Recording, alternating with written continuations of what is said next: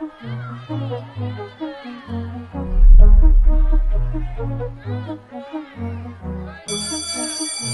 the hoes gon' want me after this one. She said she gon' call me daddy, but my name is Brody. Guess I'll go by daddy, little bit. She said that she got a fatty. I look at her back and I don't see no bag on that bitch. She said she won't be my shawty. I don't want no shawty, but she begging cause I'm rich. She said that she wanna smash, digital dash. She got me moving like the Flash. She said she want me pull up to her party, but only cause I know it's finna be lit. Turns out I'm messing with shawty cause she is real bad, so I guess you could say I had to switch. I just threw up a little interception at the intersection. I ain't using it. You know I mess with lil' shawty, but she in my pockets. I swear I be used to stench. I'm the gold digger, still hooked on some old thing that she can't forget about. When she ride with me and she all in the box with me, I be stacking like I'm riding. Oh, she mad, ain't she knowing I got a bag with me? And all of her friends, they be back, keep a stack with me. On your chest got that red, biggest shawty sipping on that Remy in the fast lane. Always flipping that cash made, crying no cause she got played. What the hoe say? She be up off of cocaine, but she need that Colgate. Now she down bad cause she used to be pulling us, but now she just loses foes. Up at school and at her own crib.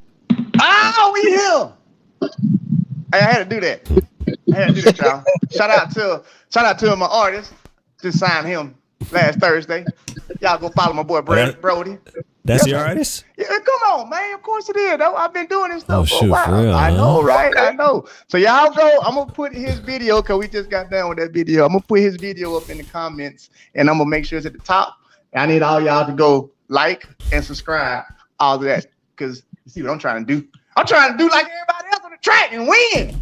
Man, I ain't mad at you. He got a nice little flow to him. Man, you know how you dibble dabble, you know how it is. All right, so before we even get started, where I hit myself at right here. Let me go on and make my explanation, okay, what happened, why I'm still here in America, all right? So originally, y'all saw I was getting ready to go to Zurich, okay? Make a long story short, the two people that I was, Fraser, you know both of them. Well, you know Dave. The two people I was supposed to go with was not able to get their passports in time for us to go. Now, here's where we messed up at, people. I have a passport, but in Dallas, you can get your passport in the same day. In Dallas, Houston, all that. You just got to have a whole bunch of stuff. You got to have like you got to have your plane ticket already booked and a whole bunch of other stuff. Make a long story short, he started the process on Monday and he didn't get an appointment till Friday, which was cool because we were supposed to leave till Sunday. We get there, or he gets there on Friday. He don't have all his stuff together, and he can't get a passport. So then I was stuck having to figure out, do I really like track and field enough to go by myself? Like that, I'm being honest with y'all. I swear to God, I'm gonna tell y'all, I literally got all the way to the airport, to the gate. I thought originally you were going by yourself though. Nah, I was never for myself. Nah, I was never. Yeah. So I was going with Coach Oaks, and then Andre, the same guy who was with me last year, the camera guy when I went to AP Ranch. So at that point, I was like, you know what? I don't really care to go. I swear to God, I was at the airport. My mama, she'll tell y'all, because y'all know she in here. She was cracking up. I was like, yeah, cancel my flight. I don't want to go. I don't want to go. Because what rubbed me the wrong way was what I was dealing with before I left. And it reminded me the difference between track ninjas and ninjas who run track. Me going to Diamond League Finals, I know all y'all, would have been beautiful. But it would have forced me to be around a bunch of track ninjas. It ain't no ninjas who run track really there.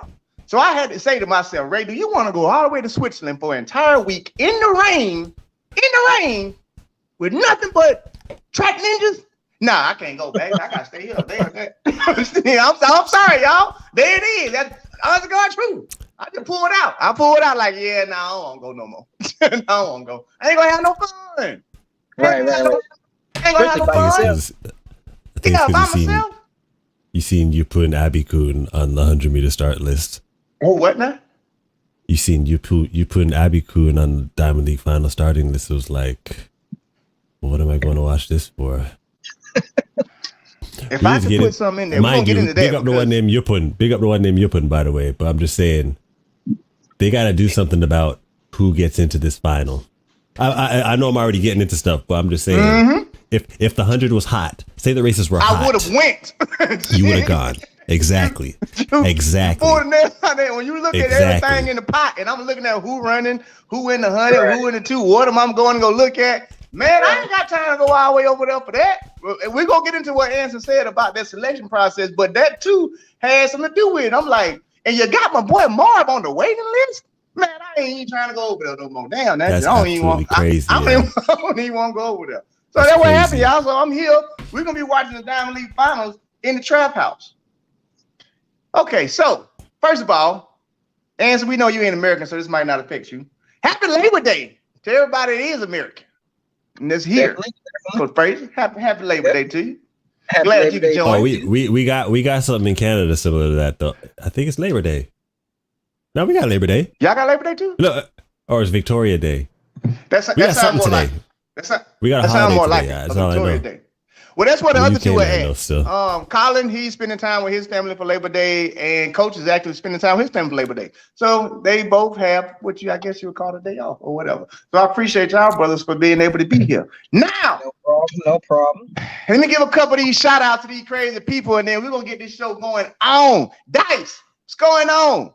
I feel like Dice and Motion Sickness has been here since like 4:45 when I first put it up. They were just in here. Always be happy in life.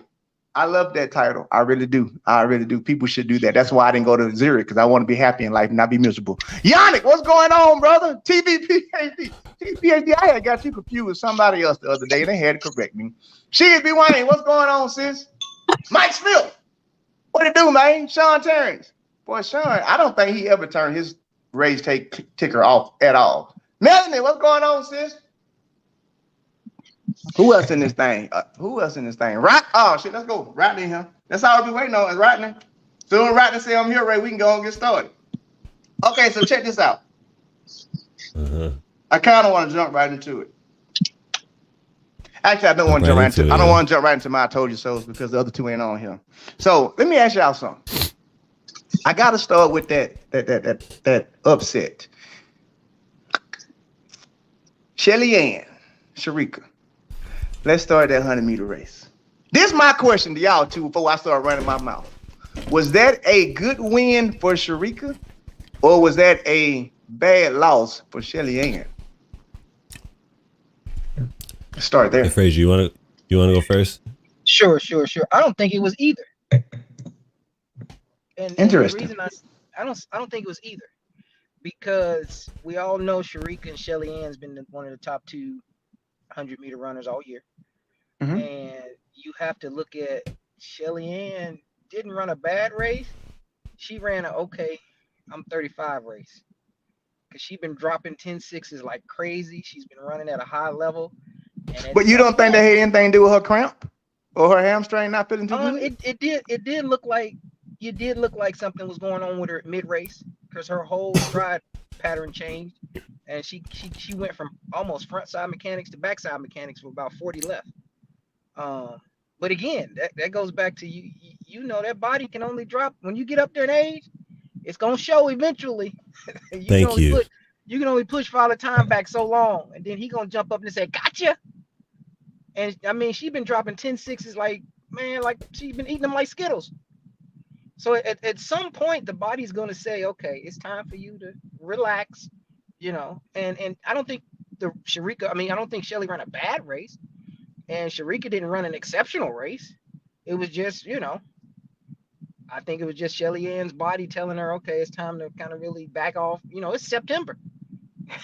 It's time for her to end the season, man. Yeah, right. It's done. It's over. That's right. It's over because look at, I've taken heat because I didn't feel like Shelly was going to run this well this season. But the thing is, I expected Elaine to run a lot better. But Shelly's running really well. She's running 10.6s like nothing, But at some point, for anybody, let alone a 35-year-old, it's like, like it's a month and a half after the championships. What are you still doing? Like, y'all know, like, if you have like if you really put it on a girl, right? You really put it on her, right? But for whatever reason, you go for another round because you just feel like it. And then the next round just ain't what the last one was. You probably should have just stopped. I don't think that's probably problems you have. I don't have those problems. Your next round is always. Next round when it goes next down. round's always. I'm sure it is, guys. There you go, right? But what I'm saying is, sometimes, when you put it down, just go to sleep, yo. Maybe other days. Okay, I did go with that. Maybe other times. Sometimes you go to sleep. That's all I'm saying, yo. Maybe other times, yo. I agree with that. Yeah, you know what I'm saying? But that's what I'm saying. Look, she did her thing this season. She won Worlds. She had arguably one of the best seasons of any woman in track and field history. So just go chill, yo. Especially if she got a tight hamstring. What's she running the Diamond League Final for? A bye? She got a bye. So what is this for? Nothing. Right. She's gonna go there and lose. She's not about you say she's gonna lose? We'll get to that later. She'll lose. Yeah, she's not about to break a world record at this late in the season. That's not about to happen. So she'll lose. With Anson, like, what is the purpose behind her still running? Everybody you're racing, you beat them all year. So it's like, okay. There's no purpose, guys. Y'all think she yeah, I disagree with both of y'all 100%, first of all. What else is new on RaesTake? That's what I love to hear, Ray. That's what I love to hear. What Disagree. else is new? I know you disagree. Both of y'all, 1,000%. What's up? It was a completely bad loss for Shelly-Ann. No. Shelly-Ann was on a season of perfection. Had she kept going, that's a perfect season. That's like the what is it, 72 Dolphins or whatever. You know how hard it is to actually do that? To like win everything. Okay. So that was a bad loss for her. The other reason why I say it was a bad loss is because of the fact that it was a horrible run. Like coach, you just called it out. She fell apart at the end. You know, her legs got behind her. Okay, that's a bad run. So everything you're telling me is that's a bad run for her. Not a good run for Sharika. Now, if Shelly-Ann had came out there and dropped 10.61, and then Sharika had went 10.59, okay, it's a good win for Sharika. I look at it that way. But with everything that happened, no. Now, one thing y'all said, dude, I had to give you this much. Her age is a factor.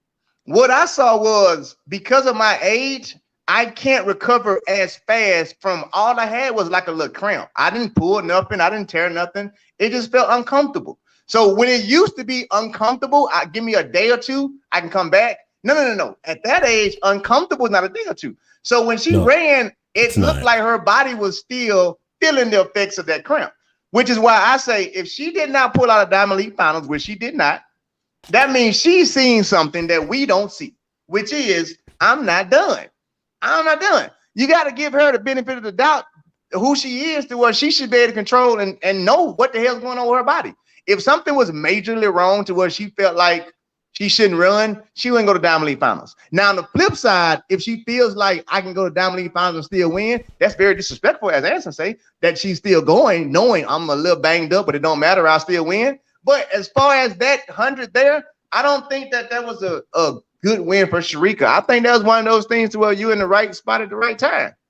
Literally, like you was in the right spot at the right time, and when the right person wasn't ready, you took advantage of it. But as far as me saying it was a good run for Sharika, I just can't do that at all. Yeah. I don't think it was a good one. I think that was her. Yeah. I think that was a bad run for Shelly. Yeah. Okay. So we agree on that. Just different reasons. Mm-hmm. But right. Shelly doesn't have any more 10.6s left, man. You don't think she got? I'm getting tired of people talking to me about 10.5s. The 10.5 talk needs to stop. The 10.5 is not going to happen, yo. The 10.5 was already going to be hard if she was healthy, and she's not.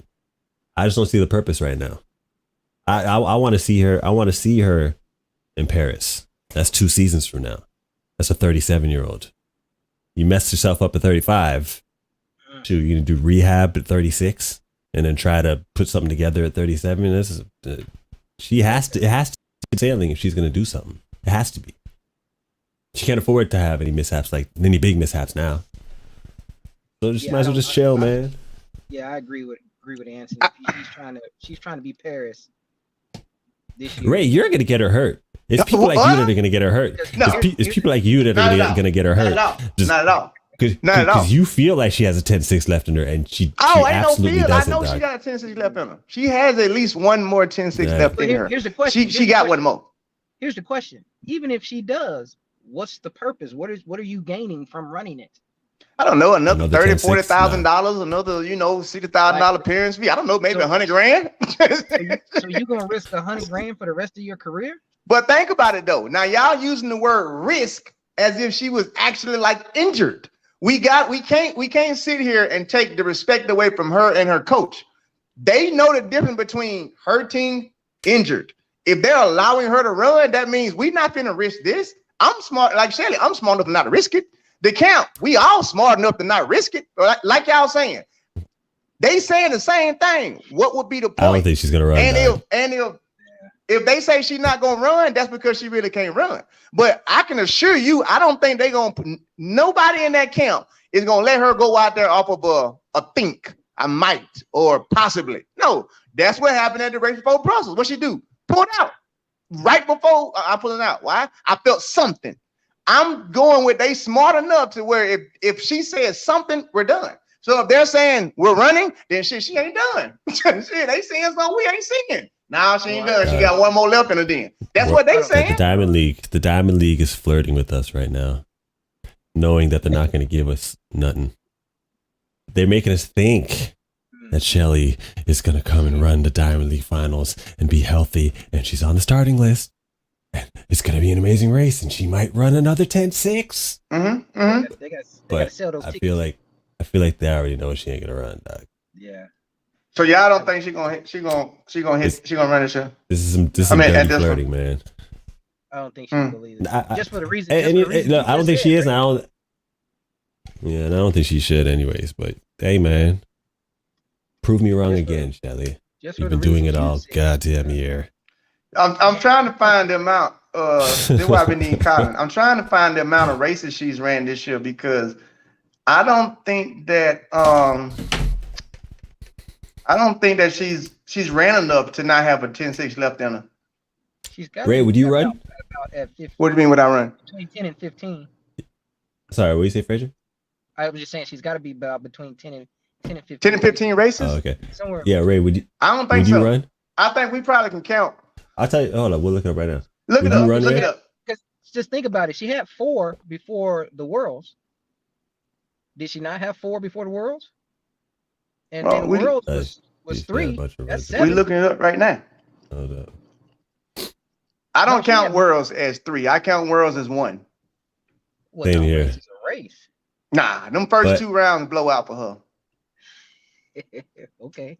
There ain't no race. Jamaican champ.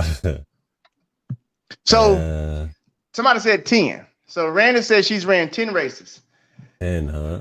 If she's ran 10 races in a span of May, June, July, August, September, 5 months, that's equivalent to 2 races a month. You mean to tell me I can't think that somebody who doing 2 races a month can still hit a 10-6 now? Why would she not be able to when you put it down the way? She's ran 10 races and that's equivalent to 2 races a month. She's done more resting than running. Now, if it was the opposite, I would be like, yeah, you need to shut it down. If it was somebody like I don't know, even Tulu, I don't think she should shut it down. None of these girls that's racing now. She timed her season wrong. She did. She timed that completely wrong. But none of these girls that's running right now, if you take someone like TT Terry, that's different. TT, if she wasn't, that's a little different. Why? You got about 30 races on your legs. You went a whole month of damn racing every weekend. You see what I'm saying? So you haven't had a chance for your body to ever really recover. You've been tearing it down. 10 races on equivalent to a month, but 1 race, you was like, I feel something. And then you come back the next race, you don't run your best, you run raggedy like you just felt something. Oh, I gotta give you 1 more then. Like I gotta give you 1 more. She ran 10-6. She ran 10-6 6 times. Right. And see, I look at that. I look at that a little bit different though. Right? And what is okay? So she ran 10-6. And what does that mean? What does that mean? If you are a 10-6 runner, then you should do that, right? Like you should run that all the time. No. If you're a 9-9 runner, you gonna run 9-9 most of the time. her body Right. just got introduced to 10-6 last season. How old is Shelly? So she's 35. 35 years old. Exactly. You speaking like she's 25. We Ow! both know. Come on, listen to me now. We Nah, both know. Ray's Come on, trolling, man. Come on. There's Step no way. outside This of is Ray. I'm logical. listening. Come on with it now. We Come on both with know. the This is 35. logical. We Okay. both know. Mm-hmm. At 35, Mm-hmm. rounds affect you regardless of the race. Mm-hmm. So if you got the lineup and the star saying runners to your remarks and you got to run a race, it's considered a race, whether it's a prelim, a quarterfinal, or final. At 35, they all affect you. At 25, them prelims and quarterfinals don't affect you as much. But at 35, they affect you. So I disagree 100%. But keep going. I'll tell you why. You add all that into the end of her season, and then when Anson says she's been dropping 10-6s repetitively, like repeatedly, every time she step out there, that's 10-6. That's going to affect her at 35. She's not going to be able to recover from that as swiftly. At 25, it's a whole different conversation. But you have to factor in the age. You cannot have this conversation. I'm glad you mentioned that. You got to have to say something. I'm gonna ask you a question then, something. Fraser. I'm gonna ask you a question, Fraser. This will be a quick question. Mm-hmm. How old is Tom Brady? I'm asking for a reason. I'm gonna get to it. I know what y'all want to say, but no. Don't do this. How old is Tom Brady? You can't. Don't do this. Now, no. You can't do that. Watch this. Tom Brady is able to play at the age he's able to play at because of why? A strong offensive line. Okay. Right. Okay. All right. A pocket. I'm gonna reword it. No reason to be mobile. Watch this. Hold on. What about this one? And No. Because you ain't finished mine. Tom Brady is able to throw an accurate pass still. Why? Not as much because he has. exertion. But y'all not answer the question. The question answer is why. You said no. The answer to the question is because he takes care of his body. That y'all want to throw that out of the picture, like you're comparing a 36-year-old. I'm sorry, you're comparing a 35-year-old Shelly-Ann Fraser-Price to an average 35-year-old woman. You can't do that. You're comparing Shelly-Ann Fraser-Price at 35 to the typical track woman at 35. You can't do that. Why? Because the one thing that we always got to keep in mind, not saying it from a illegal standpoint or anything. You don't know what these people are putting in their bodies. So you can't put limitations on them. You have to go with what they're showing you. You don't know what she's eating. You don't know what she's taking. You don't know who's working on her body. So your eye might say, okay, watch this right here. She just ran at 35 years. She just ran 10-6. How many times? Now watch this. Watch this. 4 years ago, that shit would have been unheard of. They used to say you tapped out at 32. So what y'all are doing is you're still trying to limit what she can do based off of your rationality. No, she has already shown that I'm an exception to the rule. She's literally shown it. Let's say this. Wait. Did you really just compare football to track? No. Did you really No. I compared two great athletes. I didn't compare sports. I compared Tom Brady to Shelly-Ann. Why? There's a lot of quarterbacks that don't make it that far. I know Why some. don't they make it that far? I know. And they don't take care of their body. All I'm doing is comparing two people who shouldn't be doing what they doing, and they doing it. I get it. I know some curlers that are in their mid-50s. And guess what? They're able to do it. It's just another sport, dog. But exactly. But in sport, but it's curling, dog. It's about how you take care of your body. No, like what y'all are saying. What do you mean? No, look, man. So you saying Tom Brady? Hold on, Jingle. You sound stupid. And you I don't know your cup. You saying taking care of your body ain't got nothing to do with longevity? No, you are 100% right, Ray. You got to take care of your body. But did you just compare Tom Brady's physical exertion at his age to Shelly-Ann Fraser's physical exertion at her age? Now, I'm glad you mentioned that. Hold on. I'm glad you mentioned that. Now, let me ask you a question. I'm gonna ask both of y'all a question. Do you exert more energy running properly or running with bad mechanics? Bad mechanics. Okay, so therefore, if she's like Tom Brady, he's able to play because of two reasons. One, his mechanics are damn near flawless with throwing the ball, right? Two, his work ethic and his diet is right. So he can do what others can't do because he's not tearing his body apart. I could give you that if she was out there butt kicking. I could give you that if she was out there running bad. But the lady is running with proper mechanics. She's utilizing her body the right way. So therefore, you can't. Race. Don't put her in the except for the last race. Don't put her in the box with the rest of the Rudy Poos. Okay, so we okay. can't do that. I agree to a certain extent. To a certain extent, I agree. To a certain extent. Wait, hear me out. People have breakthroughs because they do things that people think isn't possible. Okay? Mm-hmm. So if she does this, she'll turn us into believers and show us what's possible. Okay. Now, I've never seen someone run 10-6 6 times and then get a cramp late in the season in September, a month and a half after the championships, and then come back and run another 10-6. I've never seen this. You saw Kristen Coleman do it. You saw Kristen Coleman win Diamond League Finals. You saw Kristen Coleman tear a complete hamstring and then come back and win Diamond League Finals with 9-7. Okay. So you've seen it happen before. I'm glad you said that. But Christian was about 14 years younger than Shelly-Ann when that happened. Have a sip, dog. It's a very big difference. It's a very big difference. That's all I'm saying. Okay, it's not typical for someone at 35 to do this. Ray just said you can't recover from a cramp at 35 the same way you do at 25. Did you not? No, you can't. That's why I'm saying she still got 10-6 in her. Y'all saying she got to shut it down. I'm not saying she got to shut it down. She's not gonna run, dog. Yeah, that's what I'm saying. I'm saying I don't see the point in running. If you still think that you can go hit something, then there's a point in running for you. Okay. Now, I want to read this out. Okay. I want to read this real fast. We can switch topics. Okay.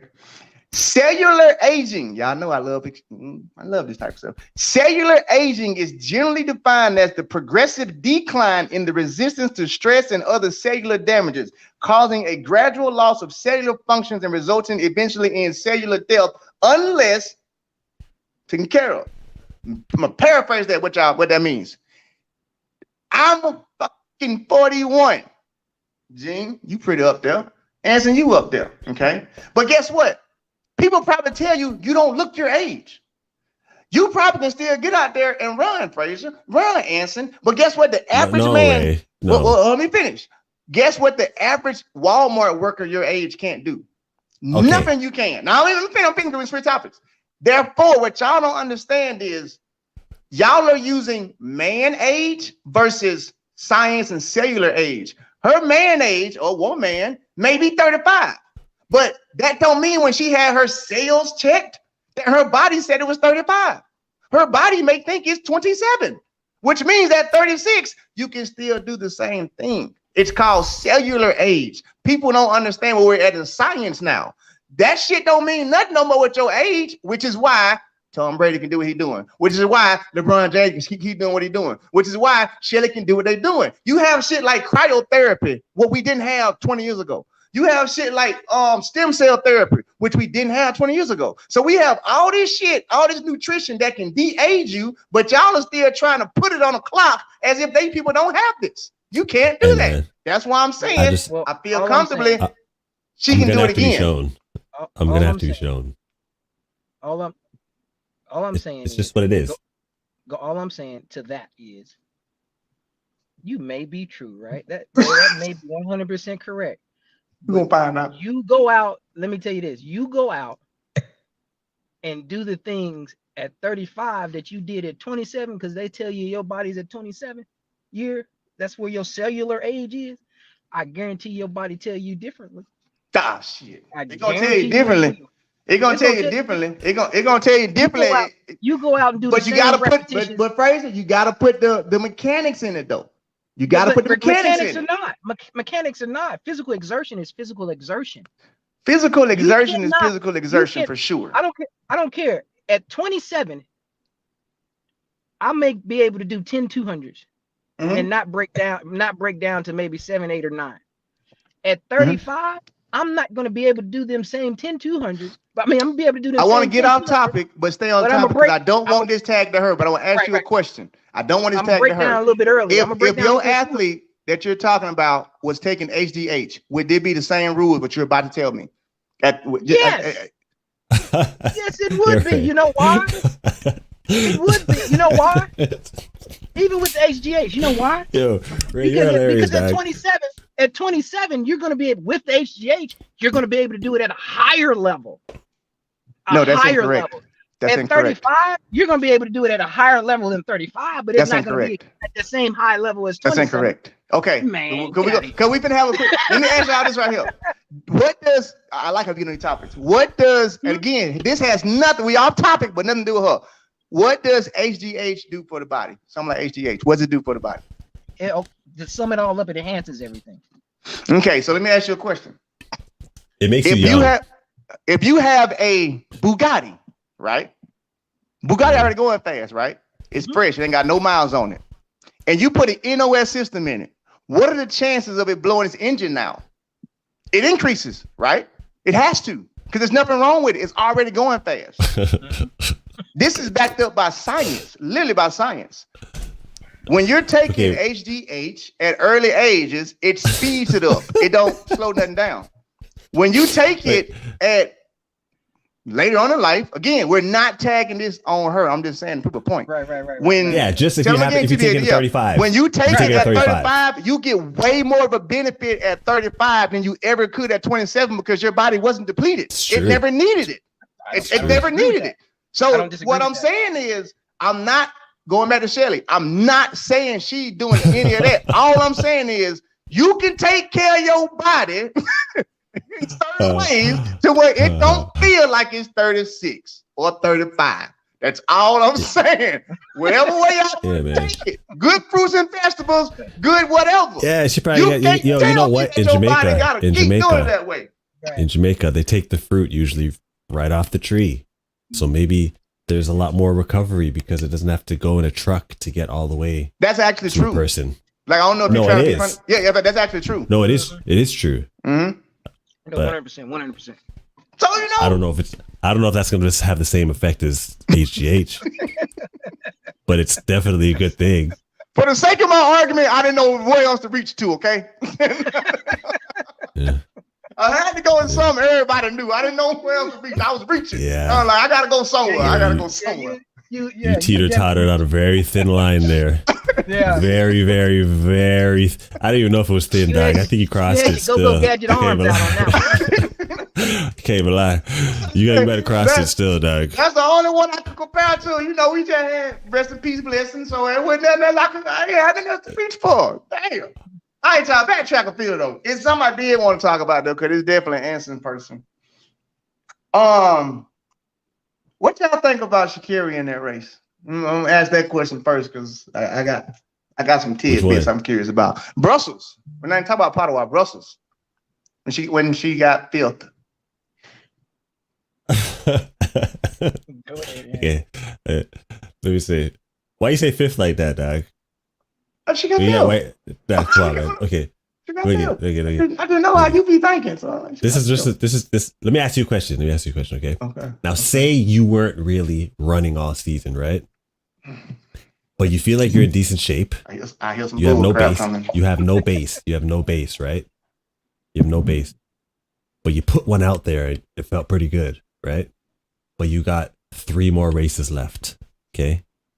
And the last one is the big one. Okay. Would you run all 3 races as hard as you could? Or would you be like, I'm in shape. Let me just get through these 2 and put it all on the line for this last important one? What would you do? Would you run all 3 hard? If I ran, be honest, Ray. Oh, Fraser, he's not going to be honest, but he's thinking it. It's on his face. Written all over your face. It's written all over your face. It is. It's so much that goes into it. That's a loaded question. Yeah. That's a loaded question. I'll say this. If she knew, I don't think when she beat Elaine, she's like, "Oh, wait a second, I got something here." Now, if I'm in Diamond League final, I kind of could do something here. So I don't care about Brussels. I don't care about Padova. Let me just, you know what I'm saying? Let me just get through these and then just put it on the line when it matters, yo. That would make sense if the track Illuminati had already said she was running. Because the only way what you're saying would make sense is if she knew she was in Diamond League Finals and she was not in Diamond League Finals. She had to get the points in Brussels. What do you mean she knew? What do you mean she knew she ain't gonna come no worse than fifth. But fifth didn't get it in. Fifth didn't get it in. She had to come top five. Fifth didn't get her the points. She's ninth going into the Diamond League Finals. I know. How many people race at Diamond League Finals? 9 or 8? Well, apparently 9. Apparently 9. Then why are there only 8 men running? Do you want to talk about that? Why is there only 8 men running? Let's go and jump into it. Okay, why is there only 8 men running then? I'll give you 2 reasons. Okay. Don't be the crap. One reason is because, come on, it's Sha'Carri, dog. You need her there. She's obviously the biggest name in the sport still. Right. And you want her to be in that race. So I'm not disagreeing with you at all on that. Okay, so that's one reason. Another potential reason is that they know Shelly ain't gonna run. So that they don't want 7 people in the race. So let's make sure we get 9 people here. When Shelly pulls out, we still got 8. I would give you that if Marvin Bracey wasn't sitting there off the list, but in Zurich waiting in case somebody dropped. But with all due respect to Marvin, why you can't put him on 9? Why you can't do that? Why he can't be? But based on what you just said, if they know that he gonna drop or whatever. But Marvin isn't the same draw that Sha'Carri is. Right. I was just about to say. It's not about the draw. So basically, what you're saying is like it's not fair. He has more of a reason to be there. But he's not as big of a draw. So basically, you're saying they pretty much changed the rules up so she could get in. 100%. Okay, well, as long as you said, not me. Well, I just said a number. I said the number 100 with percent after it. I said 100%. 1,000%. I say 1,000%. But all that, it's one of those 2 reasons, yo. It's one of those 2 reasons. Which makes absolute sense. Yeah. It makes perfect sense to add her in. Perfect sense. I have no problem with that. Yeah. So, but based on the last races. So what you saying, Anthony, is she been selling wooden nickels. She ain't been running fast. She just been doing enough to get the Diamond League Finals. And when she get the Diamond League Finals, she gonna drop a bomb and surprise everybody. Is what you're saying? Well, I think when she was in Luzerne, I think that was like a career shifting race for her, yo. Kind of like. What are you doing? What, that win over Elaine? Yeah. No. Listen, when things are going as bad as they were for her, she wouldn't have got fifth when they got to what's the name? She didn't care about that. I just told you. She didn't care about Brussels? She's getting ready. She cares about the Diamond League final, dog. She doesn't have it in her legs to run all these races hard. Why don't she have it in her legs and she ain't ran all season? She hasn't running, dog. Exactly. But that means you should be fresh, right? You should be fresh. But can I insert? She's not in shape. Go ahead, man. Yeah, go ahead, man. Can I insert something? And this is just from a coaching, seeing her, watching. I've been at a couple meets this year, early in the season, and watched Sha'Carri run. I've watched a majority of her races that she did run on TV. I think, and this is just my personal opinion, she probably won't admit to this, but I believe Sha'Carri has a who's in the race confident issue, which affects her race pattern when she runs. Because if you look at her races, it's like, okay, if I'm in the race with 7 high school kids, my confidence obviously is going to be a little bit higher. If I'm in the race with 7 of the 8 people that made the Olympic finals, I'm going to be like, oh shit, I got to run. Not saying my confidence is wavering, but it's not going to be as confident as it was. Of course I did, but don't worry about it. With the 7 high school people. So to me, when I see her run in a race where she knows the people in there are capable of beating her, she doesn't have as much confidence in her running, because that's what I saw with the Brussels meet. I agree 100%. When she came out of the blocks, I'm looking at her and I'm like, okay, she looks scared, running, but she looks scared. I was just about to say that she looks scared. My bad. And then she didn't run it all the way through. Exactly. She eased up at about 15, 20 left. So to me, that tells me as a coach, if I'm looking at, if she's my athlete and I've watched her all year, it's telling me, okay, she's a little scared of the top dogs. And when she gets behind them, in her mind, she's like, oh, I can't go get them. I don't have that in me right now.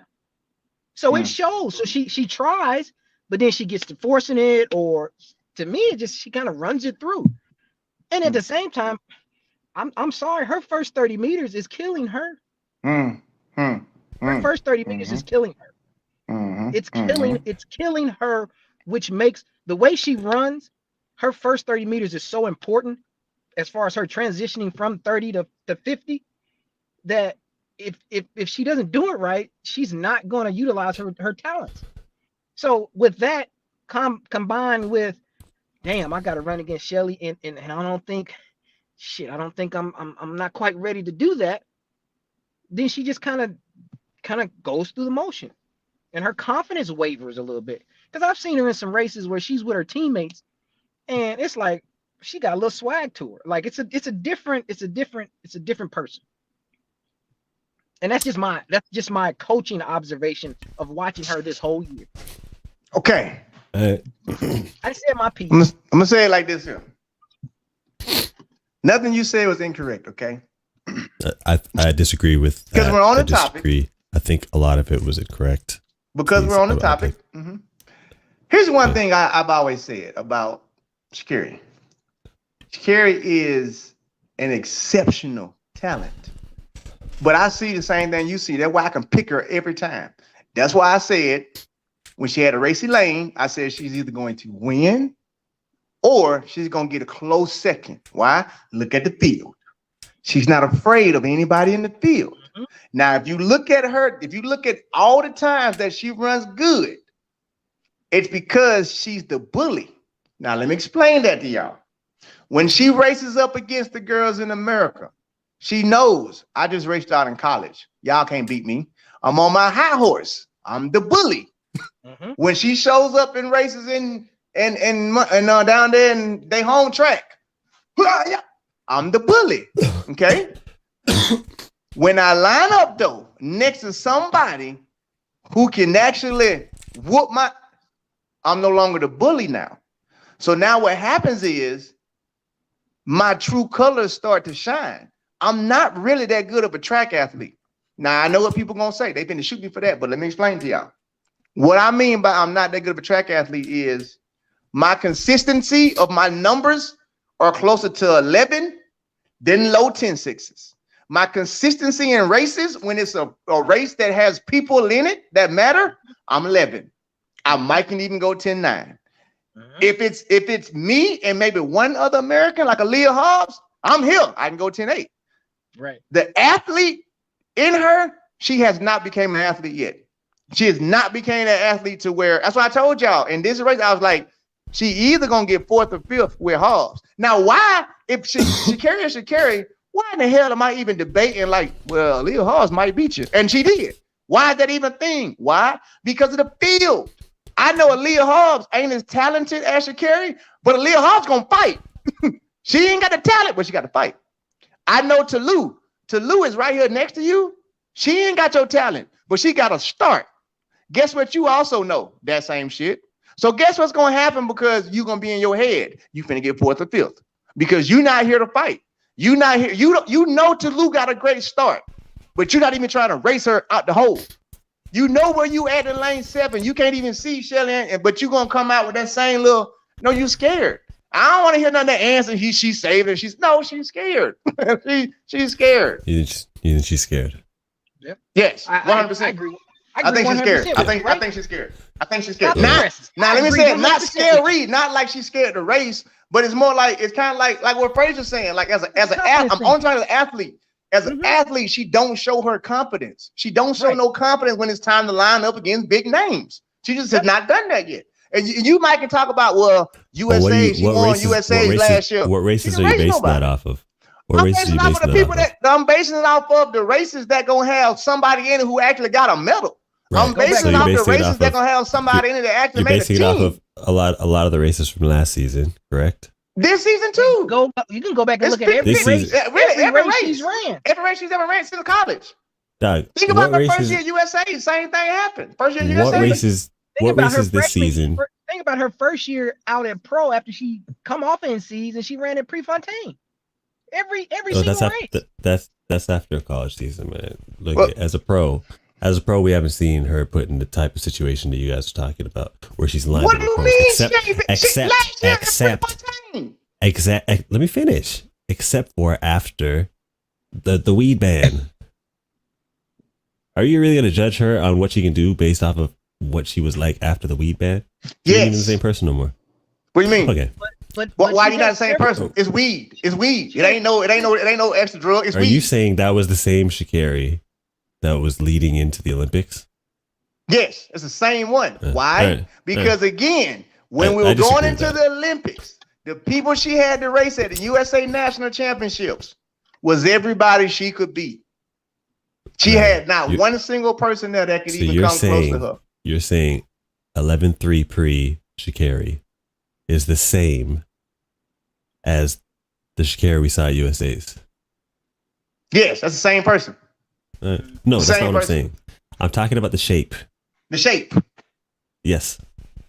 I'm gonna have to go with yes. And now here's the reason why I'm gonna have to go with yes. Because last year I gave benefit of the doubt. Last year I said, well, she might not be in shape no more. This year she had the same shit going on, Anson. Literally, she still ain't had a season. So what did she have to do this year? This year she had to do the same thing. She had to sit down, right? Based on what you're saying, how in the hell she gonna run past that? How she gonna win Diamond League Finals? Because she did the same thing last year. She had to sit down. So this year she sat down, and then guess what happened? She came back from sitting down. She still ran decent. Yeah, but sitting down for a month and watching the Olympic Games that you dreamt of being at your entire life, while also taking all the weed jokes and all the hate, coming back from that isn't going to be like, hey, let's just jump back in and do what we were doing situation. This doesn't work like that, dog. If you think that's something that someone should be able to shrug the shoulders at and just be like, well, hey, just keep doing what you're doing. We just disagree, dog. I would agree with what you're saying. I totally agree that, yeah, it should affect you. But this is one thing that I do. I try and be a real sports analyst and not take nothing else. I'm looking at everything. Well, your Twitter don't say that shit affects you. So I can't give you the benefit of the doubt. It don't say that. Real place. Well, no. Hear me out. Nothing that you're doing shows me that you care the way Anson is saying you do. You showing me that you don't care. So therefore, I can only go off of what she's showing me. What's up, shirt? I can only go off what she's showing me. If we're basing our perceived narratives about people on their tweets, we're in a bad place. It's Twitter. Twitter's not even a real place. Here's one thing. I'm agree with you. Here's one thing I don't know. You always agree with me. You might not admit it. Into consideration. Let's for a second. My camera didn't freeze up. I froze up. Go ahead. I don't know if you guys are taking this into consideration, and this is really, and both of you guys are really, you're track analysts. You study the sport in and out. Sha'Carri, coming off of her great freshman year college, where she went right into pro, there is an adjustment from college to pro. Ray, you speak about this all the time. If you ask me, Sha'Carri has not yet mastered that adjustment because she's had so much thrown at her at one time. Some of it self-created, but nonetheless thrown at her at one time. If you don't understand how to balance that adjustment coming from college to pro, you're going to be so inconsistent, which is what we see from her. One thing about college is you know your races, you know every weekend you're running something, so your body gets in a repetitious type mode. You understand what I'm saying? When you transition to pro, it's more of a, okay, I've got to be training a certain way, not saying that she's not, in order to compete how I'm expected to run. And with everything and you see this with a lot of runners, there'll be world beaters in college, and then they get to the pro scene, and it's like, what happened to them? What happened to them? They're not the same type runner. I can run a list of 20 athletes down, and you'll be like, well, what happened to them in college? They was world beaters. But that transition is crucial, and a lot of times athletes don't really realize the big difference in it. And it's an adjustment period. And I think she's still trying to adjust to that as well as maturing in a lot of different areas. And when you are a 100-meter sprinter, unlike a lot of the other races, you have to have the right mindset because it's an execution type thing. And the slightest little thing will have your race so inconsistent that you're like, what the fuck? And then it starts fucking with you. Oh, I'm sorry, excuse my language. And then you start me. I was upset that I swore around you. Right? Thanks for the green light. My bad. My bad. That just came off. But then it starts messing with you. Then it starts messing with your confidence.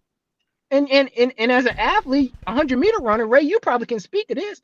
When your confidence gets a little shaky, man, one weekend you might pop it, and then the next weekend you look like trash. And you're like, what the heck happened? But that's just a understanding and having the confidence of being able to execute and consistency. Mm-hmm. And when you don't have that, it shows. And that's what I see with her as a whole. And I think when she gets to that point from a understanding and maturity level and a consistency level, she's going to be the Sha'Carri we saw that we've seen the greatness on. But it's if she gets to that level, because a lot of times athletes don't transition well and make it. Mm-mm. That's just, what I see. Sorry about the profanity. Well, we can. Sha'Carri is a topic by herself to where you could do every show. You could do one YouTube channel on just Sha'Carri and be fine. So we can't stay on that topic forever. Right. There's a lot going on right there in that situation. But I do want to actually love her to death. I can't wait for her to get it right. Because when she get it right, it's gonna be. I'm gonna say this before I be done. She get it right and she get her head together. She can be the greatest of all time. And I know I went out on a limb and said that, but I'm being honest because she has the talent. If she can get this 100%. With it, she can be the greatest of all time because she's still young. Yep. But anyway, we're not talking about young no more. We talking about old, which is Tulu. Tulu old tail. Went over there and dusted them in pot of water. Did either one of y'all see the race? Because I did. Yeah. You saw the race? Okay, so little too late, but she little too late, but she looking damn good right now. So let me ask y'all this. Tulu, what are her chances now at Diamond League Final winning it? Based on Potawatomi and what y'all saw in Potawatomi. Nah, man. You don't think so? Nah. Who's in the race? Well, Sha'Carri was in the race. Who's in the race? Hold on. I'll tell you. Who else was in the race? Hold on, I'm gonna tell you right now too. Hold up. You got it? Oh, I'm pulling it up. If you get to there was a few names in there. It wasn't no monsters. But I mean, I'm pulling it up right now. So I might well pull it up because I wanted to go over the whole thing anyway. Oh shit, here we go. Zurich. I want to talk about that men's 100-meter start list too. All of it, really. There was Jamie and Oliver. Yeah. Mariella Houry Demps. Gabby Thomas made a comeback. So in the 100, Gabby Thomas, that led back to you guys' discussion. She's not in the 100. Gabby not in the 100. Nah, she was in 100 in Padova. Yeah, in Potawatomi. Yeah, we're gonna talk about 200. So in the 100, there you got Gabby. It's Potawatomi. Yeah, I ran there, so that's how I figured out how to say it. Excuse me, Ray. It's Potawatomi. It's not Padova. I was saying Padova when I got there. My fault, Ray. I ran there and got my little check for third place, so I started saying it right. It's called Potawatomi, right? My got 2 checks on that day. All right. Right now, I let you get away with calling Tulu Latu, and you on me about Padova. What you talking about, man? I'm just saying, man. Tulu ain't paid me no money to get it right.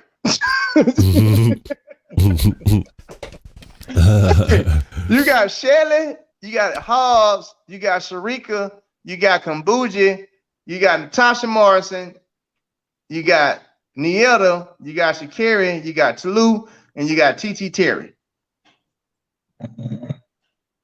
Give me 1, 2, 3.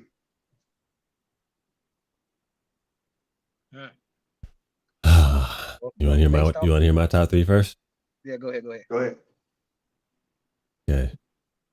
Top 3. No particular order. Okay. Okay. Provided it stays like this. Go ahead. It'll be Sharika. And this is considering that Shelly-Ann isn't going to run. Okay, if Shelly-Ann runs, No. Sharika, You got to Shelly. go off of what's on the list. Okay, Sharika, Shelly, Sha'Carri. Top Say 3. it again. It's your top 3. Give it to me again. Sharika, in no particular order. Mm-hmm. Sharika, Shelly, Sha'Carri. Okay. Top 3. Praise what you got down there. I'd have to swap Sha'Carri with Tulu. No particular order. I think she ran too hard the other day. Who, Tulu? She really wanted that race for whatever reason. That was like yesterday? Yes. Yesterday. Yeah. No. Put it this way. This is what I'm about to say. Yesterday. If Shelly looks like the same Shelly from Brussels,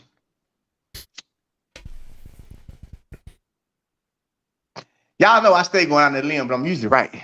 If she like the same Shelly, she don't get a W again. She doesn't. She don't get a W again. But I'm going. My top 3, first of all, is the same: Tulu, Sharika, Shelly. Mm-hmm. But for the win, I'm leaning closer towards Tulu than the other 2. I ain't even mean to make that rhyme, but I'm leaning closer to win it. Okay, to win it. Now, hear me out. Right? To win it. Here's what I'm expecting to happen. I'm expecting Tulu to have a decent lane. I'm expecting Sha'Carri, because her points and her time, she out there somewhere. You throw her in the nosebleed section in the race, it's over with for her. It's over with for her. All right, done.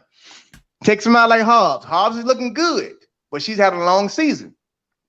Kambuji starting to go on the downside. Why? Great season. Hell, won Indoor Worlds. Natasha Morrison, you're not even up there right now, respectfully, because of the season. All right. There in the other. TT Terry. The only people that can beat Tulu in this race is one person who just looked bad in their last race because they was cramping, and we're debating if they even gonna run again or run this track meet. That's the one person that can beat her. There's only one other person in this race that can beat her. That's Sharika, right? Now, here's what I know to be factual.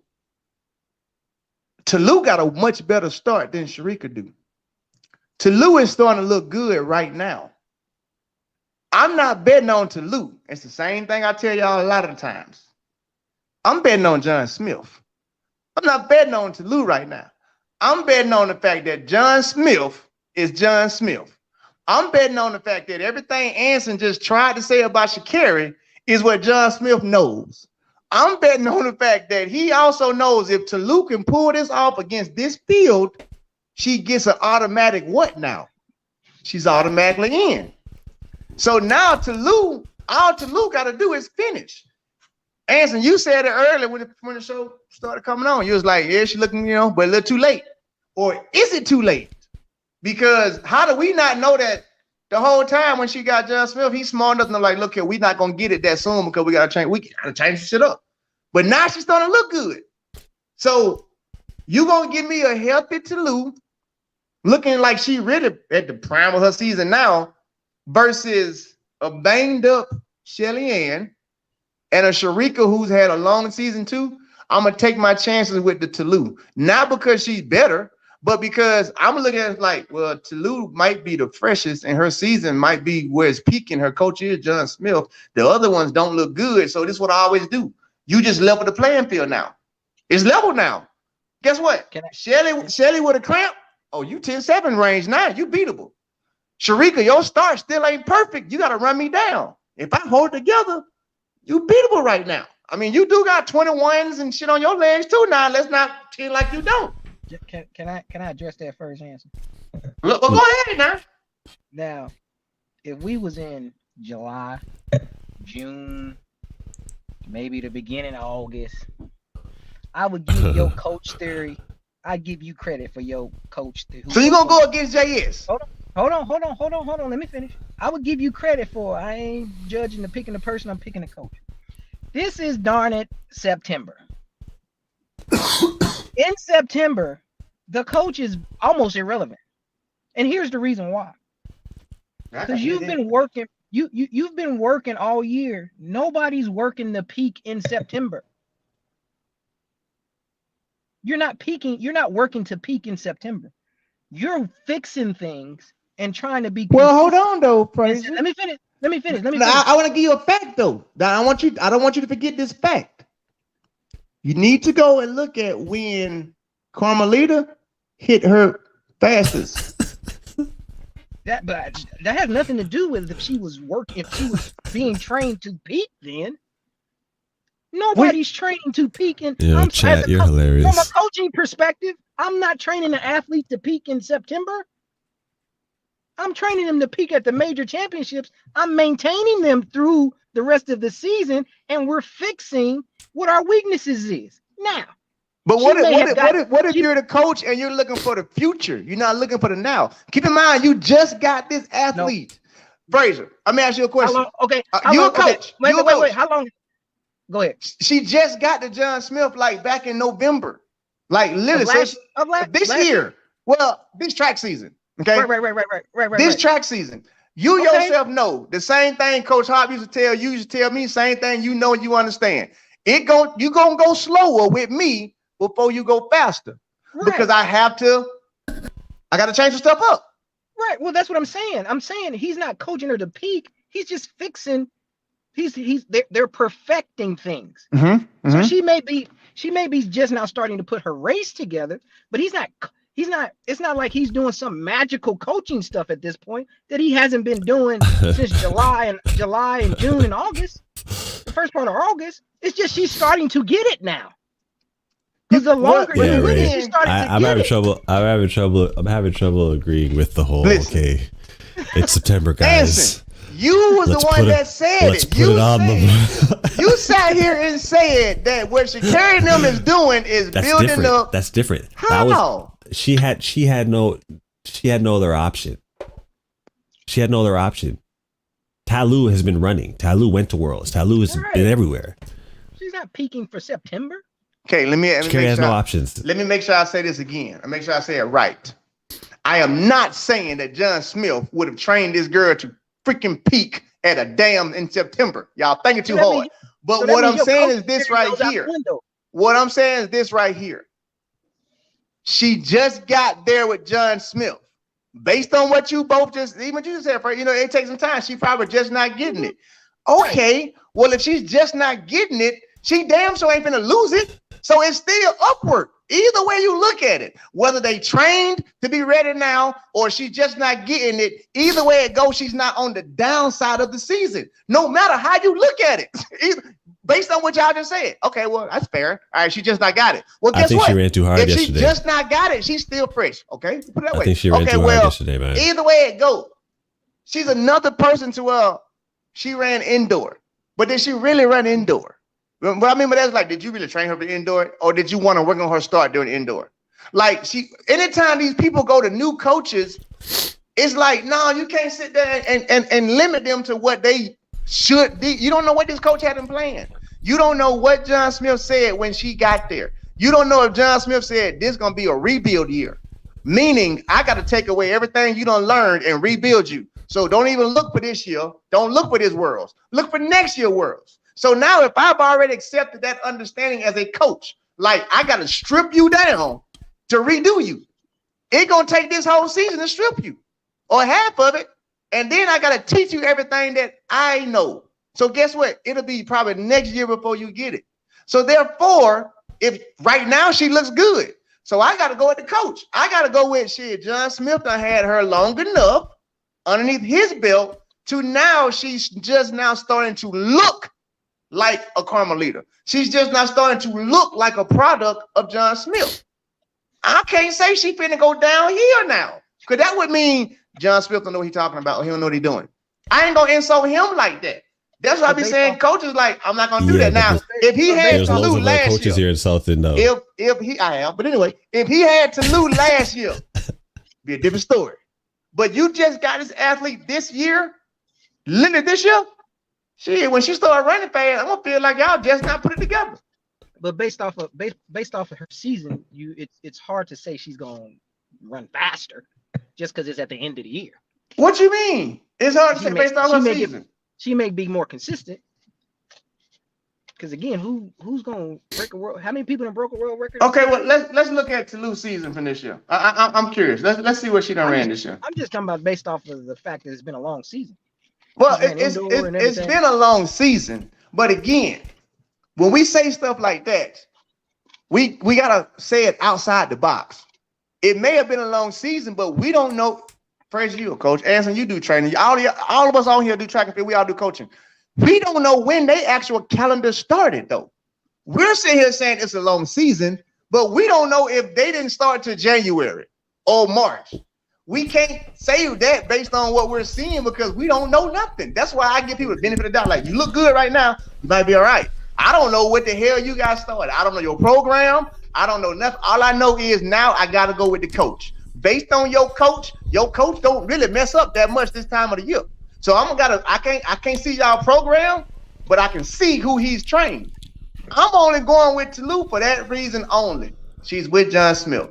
John Smith has proven one too many goddamn times that when you think it don't matter, here comes Edmonton, Canada, and Maurice pulling up by the break the world record. When you think it don't matter, here comes Carmelita, Ohio. Take that. When you think it don't matter, is here comes Leonard Scott, Ohio. I'll get that third. I'm not going to do that because there's a lot riding on this track meet still. If she wins it, she's in the world championships. I cannot neglect the fact that John Smith don't know that too. I cannot neglect the fact that he ain't sitting there trying to coach her and train her to go win. And if he's doing that, I'm going with the fresh looking, what I always say, man, you don't look good your last race. Out of everybody on that list, who last race looked the damn best? Sharika last race looked the best. Yeah. Out of all of them. Compared to the yeah. I don't think Tulu looked better than Sharika the other day. In Padua? Did I say it right, Ray? In Padua? Close enough. All right, I'll take it. No, I wasn't really. Yo, Doc, hold on. Let me put this this race in the chat for the viewers to look at. You know? And they can say whether this was impressive or not. Because to be honest, Doc, you look at Sha'Carri, she really doesn't look like she's trying to do anything. Even TT ran. They look tired. They look tired. They look like a good coach is taking advantage of the opportunity. That's what they look like. They look like John Smith is like, I'm gonna take advantage of this opportunity. Why you trying to down my boy JS, man? You put it in the chat. Yeah, I put it in the chat. Unconventional. Let me see if you'll see it there. Real fast, yeah, she's getting a little money grab. You know what I'm saying? Just she's going places. She doesn't even like being in Europe, Doc. But there's a purpose for her at the Diamond League final. She ain't winning Diamond League final. She ain't even in top 3. She ain't in top 3. She ain't in top 3. She should get top 3. I meant to tell you, I came across some old footage. I remember I was saying you owe me $4. One of the bets was for $20. So you actually owe me $23. Yeah. Explain. US. It's not pounds. Explain. I'm trying to. I don't remember ever losing. I won 4 bets. What bets. Were they? They were, and we thought, I can't recollect them right now, but I will. And I'll discuss them when we go live again. Okay, I tell you what. And they're all archived because you do a very good job of archiving your. I do. Your I have no problem with that. I tell you what. Respect. So you bring me the receipts. I'll pay for the receipts. Don't do this, Ray. Don't do this. I've been keeping a steady count. You bring me the receipts. I've been keeping a steady count. I ain't got no paper. I ain't got no problem with it. I don't remember ever being wrong. Because the only things I do remember us betting on Christian Coleman winning indoors. That didn't happen. I do remember us betting on Christian Coleman making the team. That didn't happen. So I'm trying to remember where I lost that to owe you some money. No, because most of all our bets came from Christian Coleman. I didn't lose any Christian Coleman bets with you. That's someone else. You bet on him beating Trayvon or him losing to Trayvon. That was one of them. You said he was going to open with. I did bet on that one. First track meet. You said he was going to open with 10-1. That was another one. He did. What do you open up with? 10-0 something. You said he was going to open with 10-2 actually. No, you said he was going to open with 10-2. Yeah, I did say 10-2 because open up with 10-1, but I said 10. I did say 10-2. Yeah, I did say 10-2. 10-2, and then I said he would go 10-0 by USA's. I think another one was no, I'm not gonna remember the other two. I don't. I just told you which ones it was. 23. I said he was gonna go.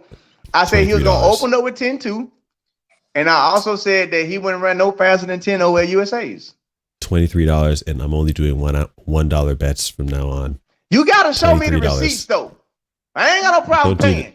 Ray, don't. But you gotta show me the receipts, man. I don't trust nobody no more. That's where I'm at now, answering life. You know how many people trying to get money out of me? You know, everybody. I got 30 cousins with 2 aunties. They ain't had that much. They ain't had them in children. Everybody trying to get money out of me. I didn't see receipts. This is very disrespectful. My lawyers, my dang on CPA person. Everybody, every day. Ray, we need some money. Ray, we need some money. Ray, we need some money. I'm trying to figure out what the hell I got the money to even give folks to. Well, I even got these people on payroll. Be paying these folks. They be asking for money. I'm got the deal. I'm gonna have to get you like, man, look, we gotta do like a double or I don't know, man. I ain't got no money, man. I'm doing $1 bets. You're gonna have to earn those $23 back one. Okay, let's do it right now then. Let's do it right now then. I put it all on the line. Double or nothing. Sha'Carri does not make top 3. It's not I'll bet $1. So you ain't that confident. I'll bet $1. I see your dollar and I raise you 22 of them. I'll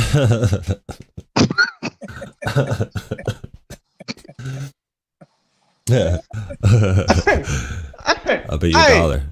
I'll bet you $1. I just told you. $1 should be top 3. That's the best bet. $1. I'm too confident on this one. I'm way too confident on this one. I need to clean my whole board with this one. $23. Yeah, nah. Sorry, that's not gonna happen. All right, so let's talk about this Me and Honey Me the Dash though. The Me and Honey Me the Dash. Why they ain't let Marvin Bracey in it?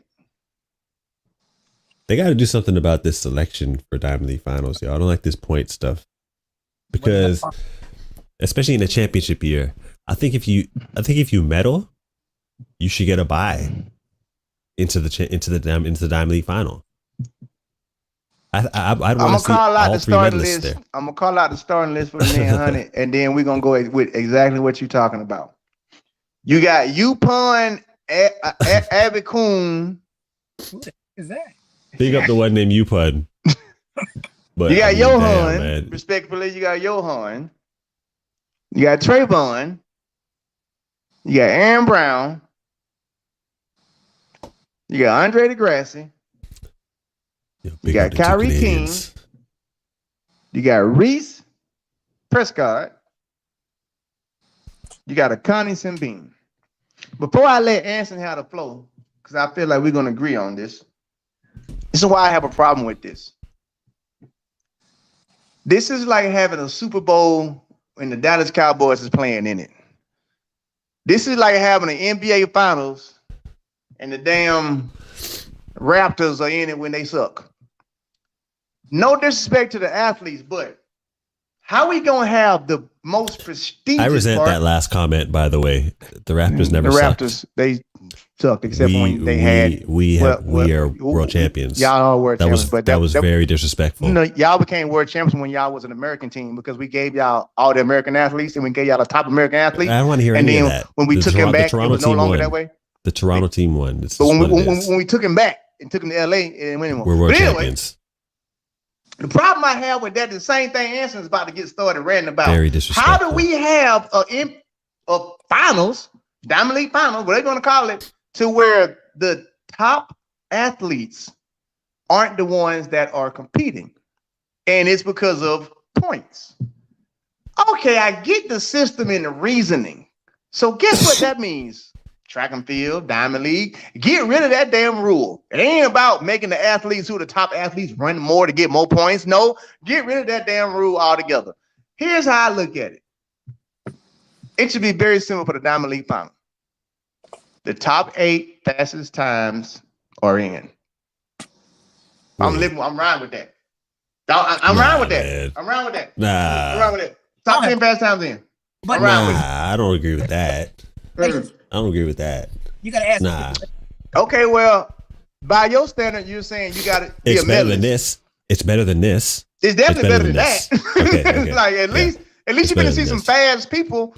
And okay, well, I mean, even what you said, okay, well, I think Diamond League final, if it's not the top list, then make it damn near like a repeat of the world championships. Like pretty much like Michael Williams would have been in the Diamond League final under that. I think they should. Yeah, we can't do that right then. We can't do that way then. We gotta find a Big way. up the one named We Michael gotta Williams, by the way, but it's not your turn yet, Doc. We It's not your can't go turn to yet, the top people then. I take that back. Yeah, yes, you can. Add some stipulations to it, like they do in the jumps, the high jump. No, not even that. Remember Continental Cup? Like do it like they gotta average your races and times. If you ran 10-7 or 9-7, 9-8, 6-7, that add some stipulations. Okay. Now, if you average the top 3 times, Right. If you average your races over the season, okay, take the top 8 people. Fastest times is in the world. And then you sit there, you average them out, be like, okay, this person only ran 9-7 once. And the rest of his time's been 10-0. No, he drops down. I like that. You add the next person in that's more consistent. That way you're gonna get a more consistent race. As opposed to you might have one person that popped the time and they ain't been remotely close to it since. So they're gonna be ranked as one of the top fastest for the year, but they ain't really one of the top fastest because you got maybe that 9th person who then went 990, 980, 986, 986, 10. You know what I'm saying? So if you add some stipulations to that, then you filter out the one and done, the one hit one, and you get a more consistent. Shout out to Marvin Brace as we talking about it. That's not a bad idea. Add some stipulations to it. I think. oh, so look it. So check it out, Marvin. Are they still gonna fly you in? Yeah. They should just Well, fly I already you did in, answer dog. that. I already answered that. But yeah, he's still there on standby in case one of these people on this list pulls out. Now, me respectfully, here's the problem I have with like what we're talking about track and field. No disrespect to UConn. No disrespect to UConn. No disrespect to Reese or Kyrie. But you mean to tell me I gotta watch the NBA All-Star game without LeBron James and y'all got him on the waiting list to see if somebody don't want to play? Right. Like I gotta watch the AFC NFC All-Star game and you got Tom Brady on the sideline because he ain't playing them games and you waiting to see if freaking the 3rd string quarterback from the Bengals ain't gonna play. I don't want to see that shit. Like, Also, like, look at Marvin almost won Worlds. He almost won Worlds. So imagine he won Worlds. And I'm not in the Diamond League finals. He medal world. He got medal Game second. Medal world outdoor. Mm-hmm. That should be an automatic buy. Automatic. You mean to tell me I got a medal from indoor? I got a medal at USA Championship. Damn. I got 2 medals at the World Championships, and I can't go to the Diamond League Finals. UConn getting in. UConn? I'm sorry, UConn, but I'm just sorry, UConn. Like right now, you just first we've used. You mean tell me UConn getting in, and I ain't getting in? I know Trayvon's happy, yo. Trayvon was like, "Oh, dang, Marv, you ain't in. It's all right, dog. Next season you gonna get him, man." That just goes. That's what he's Shout out doing. Trayvon, you know Trayvon watches too. Shout out Trayvon. Hell yeah, you know that's what he was saying, yo. Next year you got him, dog. You know what I'm saying? I'll hold down this buy for us. So while we talking about it, so what's the 1, 2, 3 then? Provided Marv don't get in, this is the list. What's the 1, 2, 3? 1, 2, 3 is. Let me go first. Go ahead. Go first. I'm going with the track and Illuminati since they let UConn in. I'm going UConn. Who's in lane 9, 8? Who the fuck is UConn? I'm going UConn. Who's in lane 9? Red 996, man. Who is? I gotta pull him up, but go ahead. You put Red 996, man. Have some respect. I'm going UConn, lane 8, and Kyrie King. They're my 3.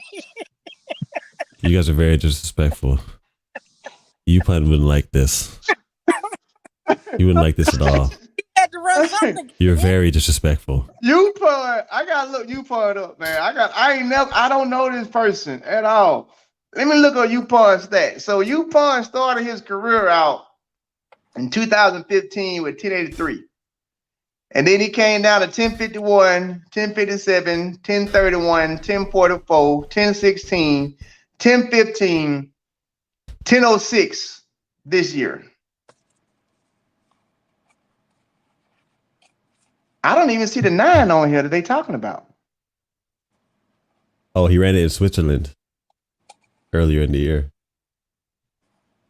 It ain't on here for 2022. On World Athletics, they got him at 1006. No, not. But anyway, that's kind of why we talking about DuPont. What is his name?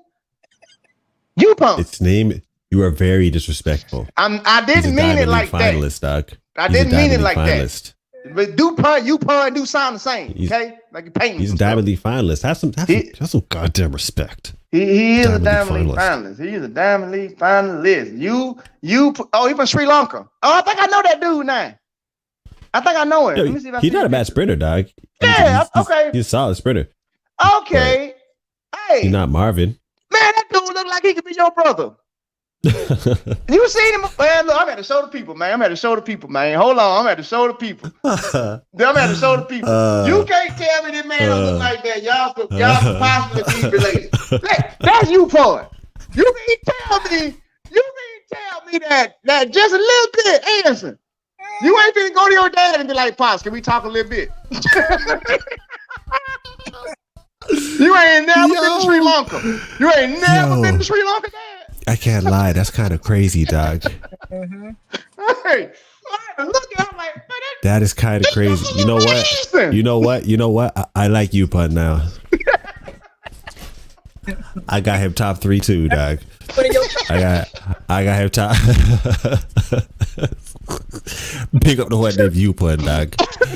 Pick up the one named UPod. Hey. We're gonna have to start cheering for Aryan's little brother, man. UPod all right with me, man. I'm putting him for UPod now.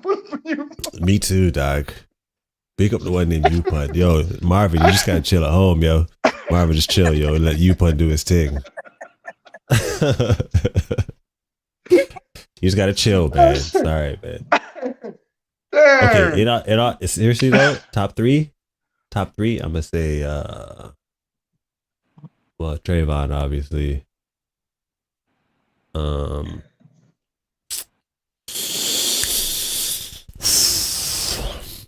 gonna go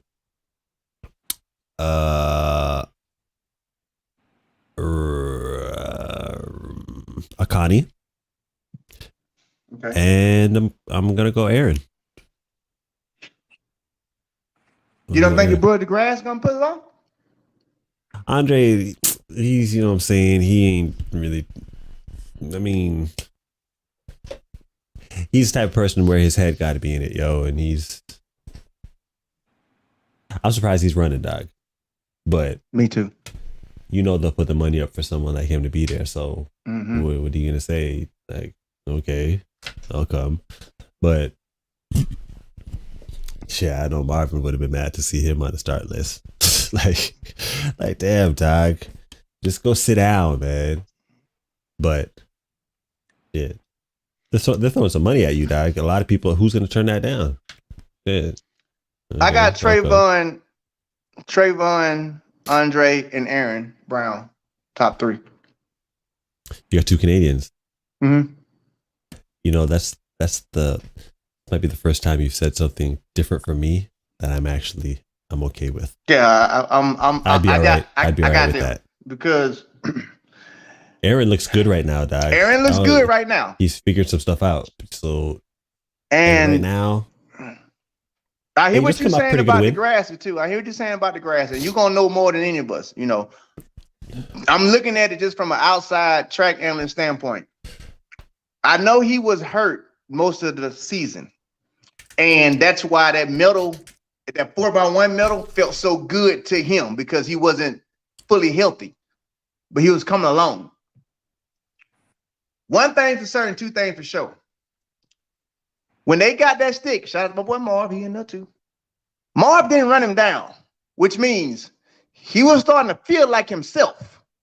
As in, I ain't too banged up because you're not gonna catch me. And we ain't that far apart.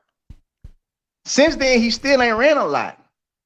So I'm in it to where I'm like, I would take a fresh Degrassi to get second and an Aaron Brown to get third because Aaron Brown looks great. Degrassi, he probably ain't gonna be the normal 19.698 person that we can see. But again, I like to do this. I like to level the field out.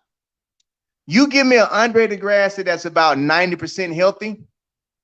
To me, that's better than 100% healthy Akini Sabine. That's a 90. I'm gonna take a 90% Degrassi over 100% Sabine all day long. I'm gonna take a 90% Degrassi over 100% Kyrie King. I'm gonna take a 90% Degrassi over Johan. If Degrassi show up and he's 90% of himself, not 100, 90, y'all gonna catch hell, except for Trayvon, because Trayvon's the only person that actually would be able to just run off and beat him. Everybody else, I think y'all 100% is his 90. That's it. And like you saying, folks saying, he ain't himself. That's what I'm saying. Himself is no race now. If he's himself, oh, ain't no race. Not being himself, I'm in the race. But again, you give me a 90% Degrassi, I'm picking a 90% Degrassi over everybody's 100%. Because 100% Degrassi versus they 100%, he's already shown you. If I'm 100, y'all 100, you're not even in the race. I need to be 90 for it to be an even race. I'm going on the fact that he might be 85-90, he's 85-90. I mean, we talking about somebody that can run 19.5 and 9.8s. And everybody else in the race are legitimate high 9.9, 10.0 runners. Legitimate. I mean, except for Trayvon. Johan, this new Johan, high 9.9, 10.0. This late in the season, really 10.0, 10.1. Reese Prescott, at your best, that's about his 85. That's why I'm like, no, I got Degrassi on the podium because at this point, if he's still running, still training, and he trained down there with Trayvon, and he trained down there with Marvin, I'm going to give him the benefit of the doubt. He ain't going to show up like the old Degrassi, but shit, if he show up like a little bit of Degrassi, he going to cut the grass on their ass. And so that's a line. Either way, I know, right? It's a bar, dog. Either way it go. I gotta go with him. He on that podium, man. I got him on. I got America winning and Canada coming. Boom, boom. You know what though? I think they're gonna get Marvin in the race somehow. Yeah, I mean, if his agent was smart, he'd be like, "Look it, man. Y'all got 9 people in the women's race. You have 8 here. He's a silver medalist at the World Championships, and he's here." If Mark gets in the race, they can't go 1, 2, 3. They go 1, 2, 3. If he gets in the race, that puts Aaron Brown out of it. Respectfully, he gets bumped down to 4th. That's interesting. But it's still 2 American, 2 Canadians. Respectfully, again, they put him in, he get bumped down to 4th. I would love for Andre to get in the top 3. You know what I'm saying? But yeah, I think he can. If he's on, I know he's on. I just don't feel like he's on. Yeah. But hey, you've made worse takes. I've never made. I'm okay with this one. I've never made a bad take. First of all, ever. Right. Never, ever. I've never had a bad take. Never. Right. Moving on. Me neither. It is 200. The 200 meter women. See, this is why I didn't want to go. I'm be honest with y'all. You got Tamara Clark, respect. You got Beth Dobbin. I have a problem with that. I love you, Beth, but I have a problem with that. Beth Dobbin is in 200 meter Diamond League finals with a personal best of 21.5. I have a problem with that. But anyway. Wait, why? She got the points, apparently. She got the points. She got a personal best of 21.5? 22.5. 22.5. I was about to say. 22.5. No, 22.5. 22.5. She's in it. Tamara Clark, respectfully, is in it with 21.92. Okay. I can't never say her name right, but I can't say nobody's name right. Tanaya Gaither, is that from the Bahamas? Yeah. She's in with 22.41. Sharika Jackson. You know what? This meet is gonna kind of suck. It is, but hold on, this is the next one. I just told you got a 22.5 personal best or 22.4 personal best, and then you got Sharika Jackson with a 21.45 personal best. You mean to tell me you got two people in the race who is a second on their life best behind the fastest person in the race, and this is the Diamond League Finals? Two people so far are a full second behind you in the race. All right, keep going. All right, so then you got Kambuji, 22.05. You got Ida Karstoff, personal best, 22.67. You got Madal Jenner, respectfully. She in that thing. And you got, respectfully, Gabby's in that thing. Yo, that long argument you had with I have long arguments with Colin the other day is actually going to come to life. Well, oh no, it was Gabby. It wasn't Jenna. It was Gabby and Gabrielle. Damn. It was Gabby and Abby. It was Gabby and Abby. Dang. But hey, I'm surprised that Gabby's running. Yeah. She didn't look like when I saw her name on the list, I was shocked. But again, it makes perfect sense because she just ran the Padua to get the cardwells off to make sure that I'm able to run. Depending on the lane assignments, depending on what she's gonna fall at, but this ain't even fair, yo. Like, I'm being honest. Like, when I say this ain't, to me, just looking at this shit, this ain't even fair. Like, literally, this shit ain't fair. We gotta do something about this. We gotta do something about this. Like, seriously, Sharika's in this thing with 21.45 for the season. You only got two more 21s in the race, and one person, of course, respectfully, is Gabby. Well, no, and then you got Jenna, and then Tamara Clark. But everybody else is at high 22 mids. It almost looked like the Diamond League final ain't got nothing to do with points. But who you know? What you know? It's a matter of jumping on some early races and securing some points. That's really what it is. It's a matter of sacrificing your season to hit some early Diamond League races and travel from this country to that country while you're trying to get ready for a respectable, youth championship. The reason why I say it's almost unfair because the reason why, personally, so I feel, I'm not saying it is, but it actually is, whatever. The reason why people like Sharika is in it, and the reason why people like Shelly-Ann is in it, is because, let's just put it on the table. They get paid to show up at a Diamond League track meet. The average track athlete who's trying to do something, they not gonna get paid. So they can't risk that travel, they can't risk their body. But when you're gonna get 40, 50 grand to come to a Diamond League meet, you probably gonna go. Everybody else is on this list because they pretty much are based in Europe. To where if you go to a Diamond League meet in the beginning half of the season where you're not having to go to like your nationals, you're going to a Diamond League meet in May, June, it's easier. You trust it more. I ain't got to travel across the water. I'm right here. That's why Beth Dobin can get in. Why? I live in England. I can travel to every Diamond League meet as if I was in America. When y'all traveling to Texas Relays and y'all traveling to Mount Sac to get runs in, I'm traveling to the early Diamond League meets to get runs in.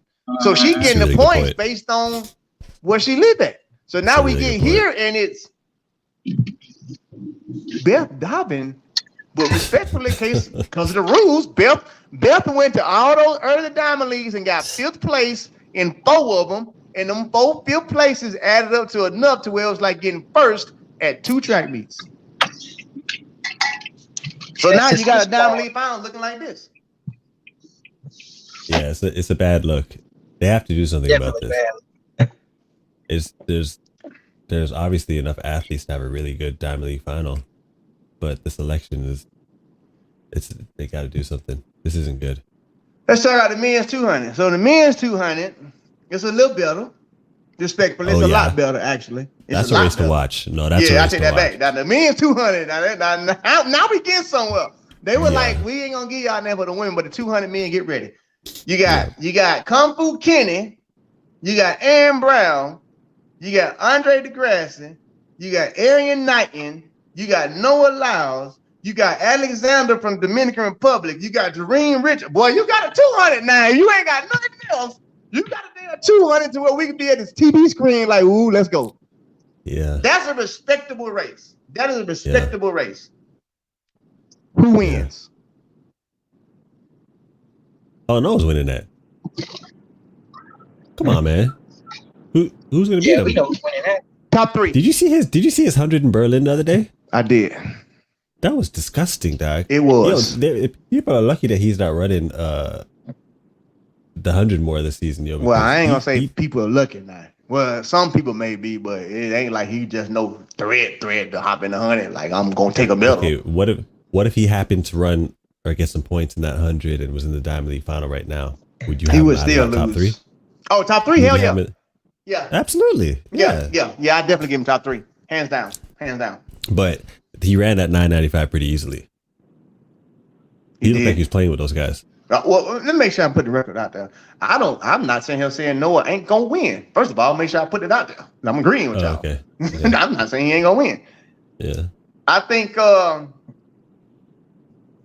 we should be asking more. I think Noah has, at least for me, he's finally entered into their realm of, I'm no longer asking if you're gonna win. Now you get the luxury of me asking, what are you going to run? That's where I'm at now with Noah. Based on what he's done this season, I ain't finna question if you gonna win. My question is, does he run 19.5 or better now? Like, that's more of where we at. Right. I'm sure he thinks he will. What do you think? No. You know? I give him the most. The most I give him is a 19.4. Well, first of all, we know the weather gonna be horrible because I checked it, and the whole time I was gonna be there, it's gonna be raining. So we can throw that out the window. Yeah, literally, bro. Like, starting today through Thursday, it's raining. It don't start raining till Friday. You're right. 1980. This isn't gonna be 1970. Yeah, I know it's endless. And then the high is only like gonna be a good meet, 70, man. like the high is like low 70s the whole time, the whole week. So you're looking at nighttime, it's gonna be probably mid 60s. Been raining. I don't see you getting no fast times out of that. Probably 1970, 1970 at best. Yeah, I can say 7, 1907, 1908, something like that. I could go with Noah. See, it's gonna be interesting though, because you got enough of field to where that top 3 ain't really set. Because you got Jareen Richards in that thing, you got Noah in that thing, you got DeGrasse in that thing, and Kenny. I do too. That's what I'm saying. Like, you really don't know that top 3. Depending on the lane assignments, you don't really know that top 3 for sure, because it's 1, 2, 3, 4. It's 5 people this season that could possibly make top 3. Mm-hmm. It's 6 potentially if you throwing in, DeGrasse because he banged up. You got 6 people that are running for top 3 that can easily. If it goes Kenny, if it goes Noah, Kenny, Aryan, you would accept it. If it goes Noah, Aryan, Kenny, you're gonna accept it. If it goes Noah, Jareen, Aryan, you're gonna accept it. It's so many people in this race that, well, it's like 6 people. If they finish top 3, you'll be like, well, shit, yeah. Yeah. True. That's probably the only race we're gonna have that we're gonna be worth watching. I need to see the lanes. Yeah, well, we wait on the lane assignment. They ain't did that yet. The lane assignment is gonna tell a whole lot. The lane assignment is gonna tell a whole lot. Oh, I did want to talk about that the women hurdles though. I did want to talk about the 100-meter hurdles for women. Hey. So in the hurdles for women, you do have Toby, Nia, Camacho, Kendra, Tia Jones. Does Camacho win this 100 hurdles? Yeah, but Tia Jones is going to be on her. Yeah. Is it Tia or Taya? Yeah, is it Tia? I don't know. She's running good, yo. I believe it's Tia. Nah, she's legit. It's just too bad she didn't get to go to the championships, but she keeps dropping, yo. Mm-hmm. You know what? I think it would be exciting. It would be more exciting. I shouldn't say this, but it would be more exciting to see Camacho Quinn lose. It's just expected. It's expected for her to win, and she's obviously. You think it's expected for her to win this race? Yeah, I don't think Amasan handles the circuit very well. Amasan doesn't handle the circuit very well. She hasn't proven to do that thus far. Even though she won Diamond League finals last year, but it's kind of like no one was really running. But this season, so basically, you saying she won world champs because world champs is in America? She won world champs because she was just on. It was on. She was on, and she hit her peak at the very precise point. Right. Her peak of peaks, and she's not at her peak of peaks anymore. And it doesn't seem like I think you have to go with consistency on that one. Camacho's been the most consistent. Camacho has definitely looked the best most recently. I have her for the win, first of all, in case anybody was questioning. No, I have Camacho for the win, which would be beautiful because she's automatically into the world champ. That's the one thing I do like about Diamond League finals. That it's you winning means something. It's not just like a purse or like, it's like, no, if I win, I'm straight, Jack. Like, I'm good. You know who could be a dark horse, though? Let me see if we got the same dark horse. Go ahead. It's Brittany Anderson. Yo, she's been in some races where she's rolling, and just keeps messing up the last couple of hurdles. I don't like agreeing with you, but I agree with you 100% because she has not been You agree perfect. with me all the time. I don't, Anderson. I don't at all. Just not outwardly. Just not outwardly. I don't at all. Outwardly is a different story. It's an energy thing. I can feel it. It's an energy thing. I can't. No, you can't. I agree with you just this one time because you're right. I same thing. Like, she in the race with y'all and she still ain't hitting it right. So yeah. Cool. But you know what I would not be surprised of? And this is probably gonna be surprised for me to say this. I wouldn't be surprised if Kenny win it. Now I know what everybody thinking because she ain't really showed up when it's time to show up. Because of that, I wouldn't be surprised. I wouldn't be surprised if Kenny get out there and be like, I gotta hit this one to make sure I secure my ticket. I'm putting it all together today. I'm not gonna be that same Kenny y'all know. She has the tools, but I honestly think she would be surprised. I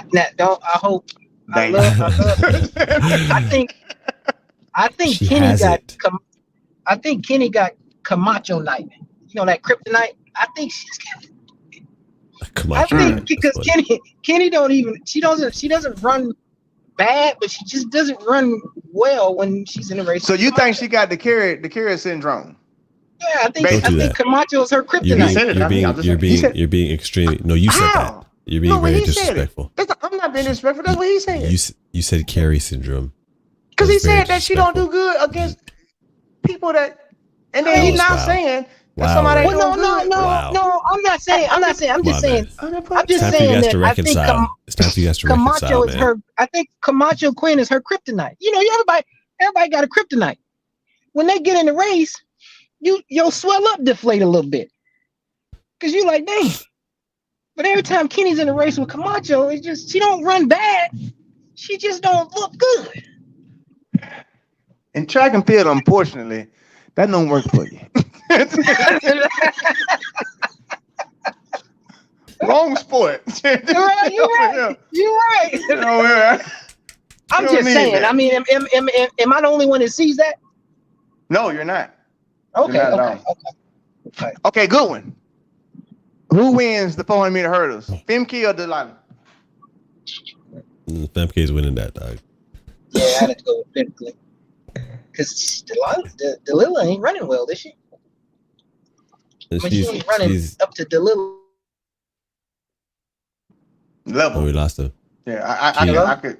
Yeah, I can go with we that. got you. Can you hear me? 53-8. Yeah. She ran 53-8 in Padua the other day. But it was a battle. Yeah. She battled. I can't remember who she was battling with. But that's a problem because the person she was battling with isn't one of the majors. So Right. That's what I'm saying. Cellular ain't been up to the Cellular expectations. 110-meter hurdle. Femke, you know what? Femke always has home court advantage in Europe. Yeah. They love her everywhere. Yep. So she's always going to have that boost. Yep. The only person that's going to be able to withstand that boost is how the heck have I forgot her name, dog? I have no idea. 400-meter hurdler in the history. The best 400-meter hurdler in the history of 400-meter hurdles. See? Doug, I forgot Sydney You forgot name. Is that crazy? You forgot. No, but it's after 1 a.m. here. That's what it is. Like that means. Either way it go, you're on mute right now. Nobody can hear what you're saying. Okay. Respectfully, you earned that. All the track and field is going to agree with me. you earned that mute. Like, definitely earned that mute. That one 400-meter hurdle girl. I can't think of her name. She's done the best ever. What? Say what? I can't think of her name. See it? Oh yeah, her. Boys, so Fraser, how's your day going? You know, because since we can talk to each other, I see you driving now. Where you heading to, Cole? Like you enjoy? You want some barbecue or something? We're gonna talk sense for a second, because we can't talk track and field, because this man here lost it. Man, I'm going to visit Coach Hop. Oh man, that's what I'm talking about, man. Tell how we say what's up, man, when you get there. We're gonna let Anson to the house now. We're gonna let Anson come on back in, man. Make him, feel better about himself. Cause I did not want these people in this comment to attack Anson the way they was about to attack Anson. Because you just said, well, what's the name? Oh Lord, these Americans is gonna hang you, boy. Mm-hmm. You know what's funny? Fellas. You know what's funny? The name is so common that you didn't know who I was talking about. Because it's like, obviously you know what this is. It's like, who the hell are you talking about? Because obviously I would have to know. That was funny, dog. It's just a good drink, you know what I'm saying? It's just what it is. It happens sometimes, you know. That means my drink is extra delicious. This is what it is. Hey, but that's the only person that can withstand what Femke is coming with when she's over here. Everyone loves her. She gets the biggest applause all the time, yo. In Europe. I can agree with that. I can agree with that. Yeah, dog. 110-meter hurdle men. You got Trey Cunningham in that thing. I like this race too. This is a good race too. This is a good race too. You got Trey Cunningham in it. You got Grant in it. You got Hansel in it. That's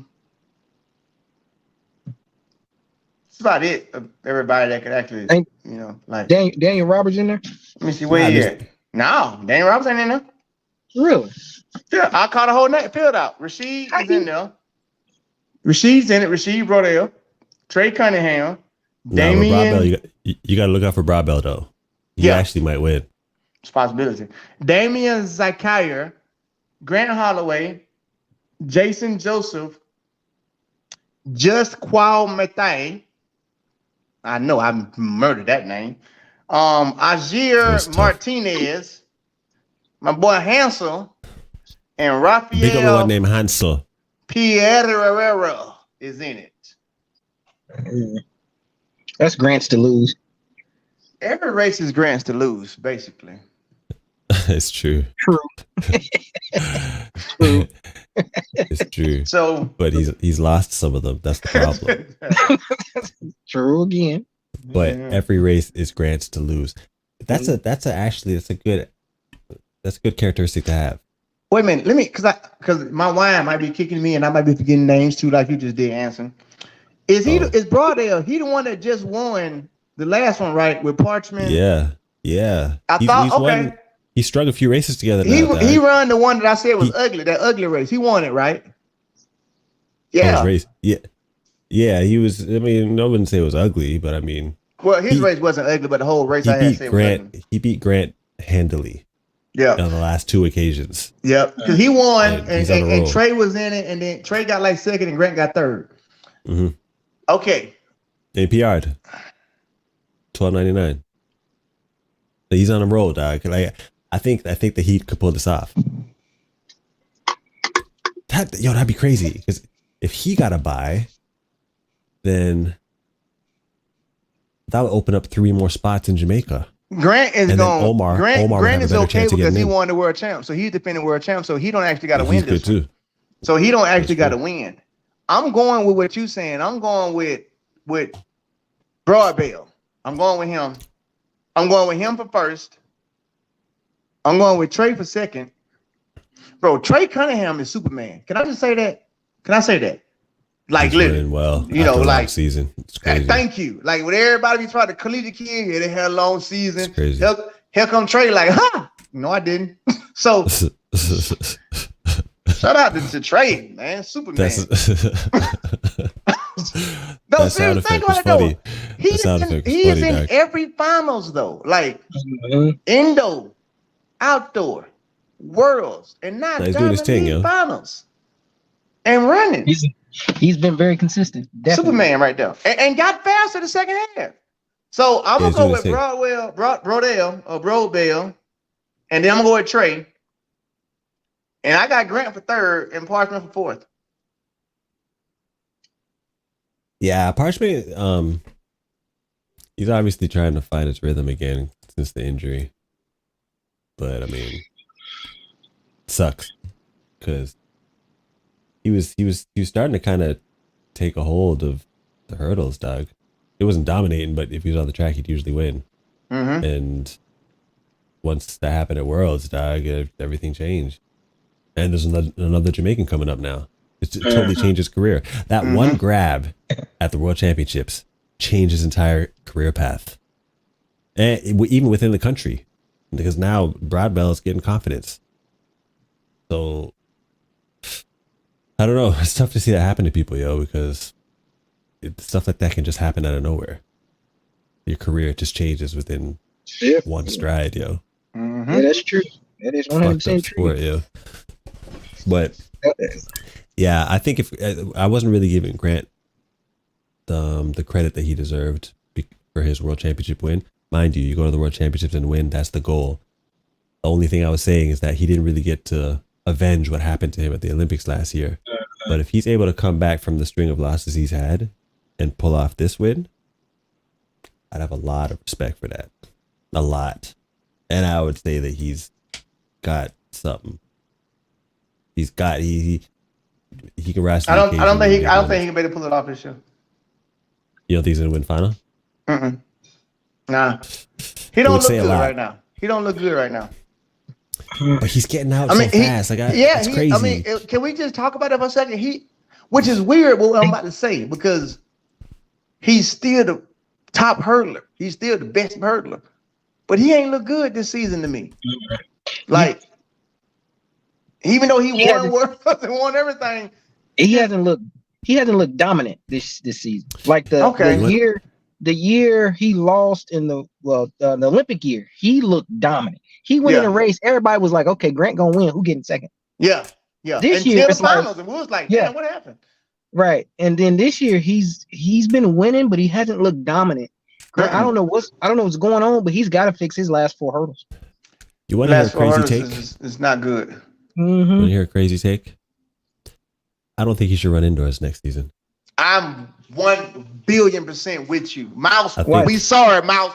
We love you. We know you watch. We get it, dog. Shout out do your to thing you, Mouse. indoors. You the best coach ever. We just giving out what we think. Why you say that? What's your reasoning behind it? I got mine, but go ahead. I think the emphasis in his race pattern is being put too much in the early part of the race. And with someone who runs so much indoors and runs so well indoors and has so many indoors accolades and is known for indoors and all these indoors characteristics and the indoors narrative, it's taking away from what he does outdoors.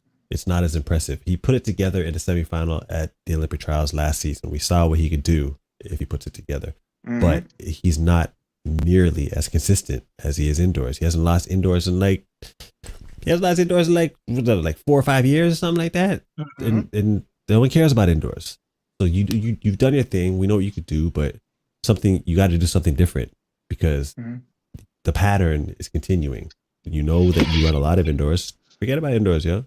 Focus on the latter part of the race and everything you got to do. You're not going to lose your start. You won't. I agree with you 100%. I agree with you 1,000% because at any rate in any sport, you got to focus on your weaknesses. Right now, we all can agree that the weakness is the end of his hurdles. I love Mouse to death, but I'm not saying this is what Mouse is thinking when I say this, but I'm just being a sports analyst.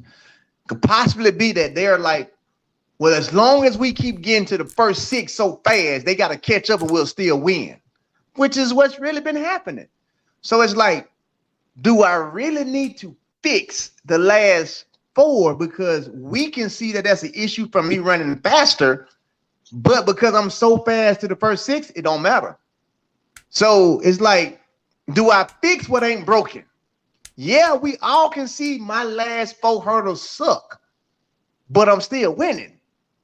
So as with Anson's thing with skipping indoor, I'm all for that because that's more repetition on what you're good at. So you're going to continue to sharpen the knife of what you're good at, meaning what you're not good at is still dull. So I'm more like, man, skip an indoor. If you're going to start training in January, train to go over 15 damn hurdles. Why? Because you're falling apart the last 4 of 10. Damn them first 6. You've mastered that. Okay. Don't okay. set up 150 meters straight away of hurdles and do that.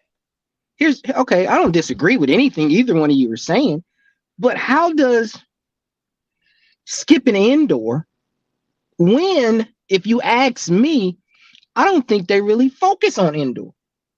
I you think can't they not just focus on indoor and be that great of a starter. I don't. Grant nah, runs. He travels a lot indoors. For someone of his caliber, he runs a lot of indoors. He runs a lot of indoors, but I don't. Okay, so my question is, how does skipping indoor help you outdoor? Not saying. I'm just saying how. Not saying that's a good or bad. I'm saying this. What do you do I'm different? only saying it helps you because of. I'm saying it only helps you because of the muscle memory. Meaning if I'm doing indoor, period, if I'm doing 60 or hurdles or anything, my muscle memory is going to now start to fire a certain way, which is 0 to 60, 0 to 60, 0 to 60, 0 to 60. If we're already saying you're good at that, but you suck on the last 40, then why are you getting yourself into a race pattern of 0 to 60? That ain't what you need to be doing. You've shown us that works. So how about saving your body? Because again, Gene, if it's indoor, he still got to tear some muscle fibers. How about let's not tear those muscle fibers? We know we're good for here. So guess what? If we back off a little bit indoors, maybe that'll give us enough to finish the last 4 hurdles. And now we're talking 12/8s, 12/7s, as opposed to 12/9s. Okay, I hear you in theory, but how does that? You're not burning no muscle fibers anymore. But you're telling me also that the great Mouse Holloway, you're telling me that they're not focusing on the last 4 enough? Is that what you're saying? Because that's what I'm hearing by telling me I need to back off of indoor. Is saying that, okay, he's not focusing on his weakness because everybody can see his last 4 hurdles. He's starting to decelerate. First of all, he's getting too fast, or he's getting too fast, and he can't negotiate between the hurdles, which makes him slow down. So help me understand how not doing indoor when they train in Florida, which means they can run 15 hurdles every day, every practice all year long. Mm-hmm. Help me understand how not doing indoor is going to help him outdoor. Well, I don't think indoor has anything to do with it. I'm not sure what you didn't get out of what Ray said, but also I think that not only muscle memory, but like memory. I feel like mentally he's thinking 60. That's how it's coming across. He's 60 is just it's his being. That's what it's always been. And in general, he the consistency running that fast indoors is not important. It's important outdoors. So if that's the case, with the pattern that you're forming right now, whether it's muscle memory, whether it's brain memory, it's not parlaying outdoors. I hear something you. has to change. I hear you, but here's the factor. What you guys are saying is making great sense. However, I don't think you're factoring in who his coach is. No, I don't think we should do that because because I don't think Mouse has had a beast like this before in the hurdles. That too. But what does that have to do? Go ahead, Fraser. So you're telling me there's a level of learning. There's a level of learning that's happening right now. And mind you, Mouse is a very well versed coach. He's had loads of athletes, has a lot of experience. But every good coach knows you're going to learn till you die. Right. You will learn till you die. So Mouse, going off of what this is a project. Saying, then this is a project for Mouse. Grant is a project. This is nothing that's ever been seen before. Someone this tall, being this dominant indoors, and having all his natural talent, whether it's in the open, in the 60, he can long jump. I think he high jumps like 215. He wants to do the HEP. The HEP's what you do indoors. Indoors is HEP. Right. He was talking about actually doing that. Like he wants. He's a freak of nature. So this ain't nothing theory, that Mouse has ever seen before. In theory, you guys are just saying they need to just do something different. Yeah. Think about it. Again. It ain't got. Yeah, just try something. Experiment with something different. Try. No disrespect to Mouse. Because we got to make sure we say that because Mouse do watch the show. Right. Of course. No disrespect to Mouse. But doing our job as analysts, this is what I'm saying. Gets it. When you think about Mouse, you can spit out people like Appel. You can spit out people like Bernard. I mean, you can spit out people like, you can come our way up. For me, this is the first hurdler that I've ever seen Mouse have that's this great. So if we were talking sprinters, be something completely different. 1, 2, 4. Man, he gonna get together. I feel like this is something new to Mouse, and Mouse gonna end up probably correcting us or whatever. I feel like this is something new to him. And Mouse is a person to where he's still a coach. I want to win, damn it. Grant's not losing. So since Grant's not losing, I'm not going to focus that much on what y'all are saying. But given time, Mouse may be seeing, I ain't going to say may.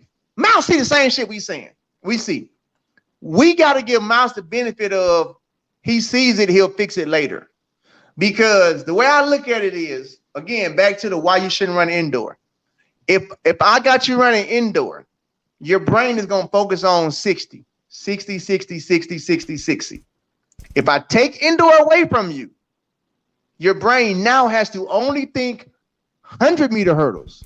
Now you have to think the entire race, which means if we're not doing indoor, chances are you're not even going to be going over hurdles fast early. I still got you doing distance, sprint distance, 150s, 200s, whatever, to where when we get started going over hurdles, you're going to think, watch this, Fraser.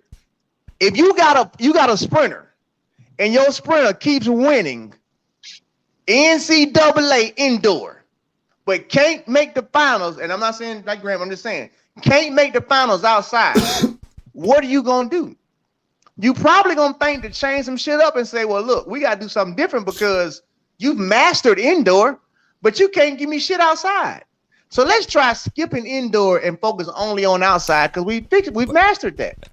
And that's clarified. I don't. It's not that he's not giving us shit outdoors, but it's not to the standard that's expected of him. Okay, you have to understand, with this type of athlete. Thank you for correcting me on that. There's a level that thank you for correcting me we're on expecting that. from him because I know that's what you meant. There's a level that we're expecting from him. It doesn't equate. I totally understand to what's happening indoors. I totally understand what you're saying, but at the same time, so if I back off of my strength and in essence, because I'm backing off my strength, it gets a little weak. Because when you don't work on your strength, it gets weak. But I work on my weakness. Well, no, nobody's saying back off of it. We just saying don't go compete at it. Like don't go burn your body. Don't go burn your body out traveling, competing for some shit you already can do. Save it. I hear you, but that doesn't make any sense to me based off of the coach that he has. His coach is very experienced. I can't. He's not see experienced within the hurdles like this. Hold on though. He's not. No disrespect to Mouse, but also No disrespect not only in the hurdles, he's not as experienced when it comes to professional seasons too. You're talking about a extremely successful college coach.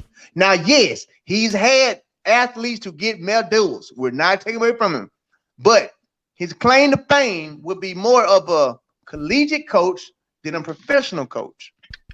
No disrespect to Mouse. We love you, Mouse. He's had some 4 hurdlers. And also, Mouse he also used to hurdle apparently. But when it comes to coaching, he's been known as a renowned flat sprint coach. He knows that he's coming with some sprinters, dog. Mm-hmm. But the hurdles is kind of like he's never had someone this dominant. He never had this. He's learning, yo. This is what it is. Yeah, it's almost like if you think hurdle coach, you're not gonna say go to Mouse Holloway.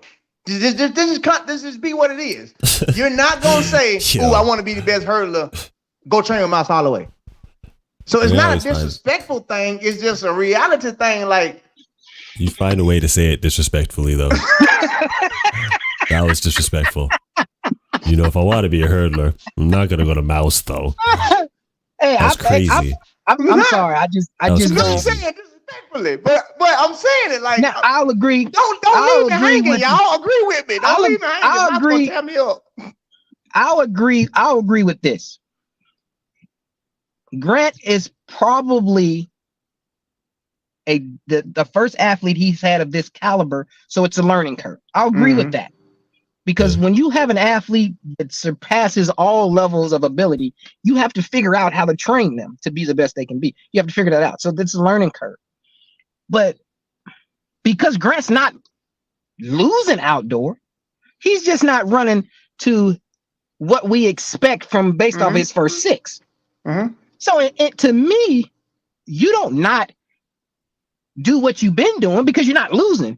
You just fix what you need to fix in the process. But in track and field, we got to understand that the body and tampering with it and tearing it apart means a lot. Yeah, I get what you're saying, Fraser. I'm 100% with you.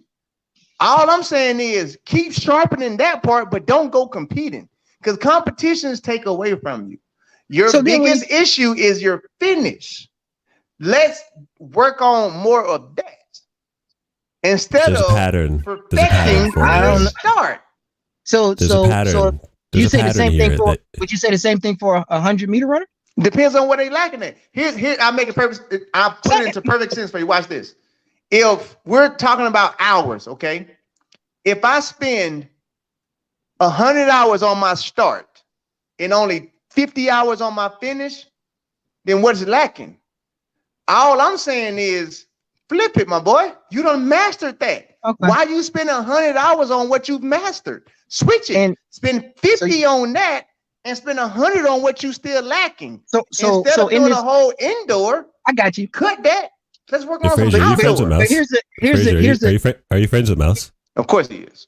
Yeah. You're like really good friends with Mouse, huh? No. He's not trying to get in trouble like I'll be trying to get in trouble. Here's the unknown though.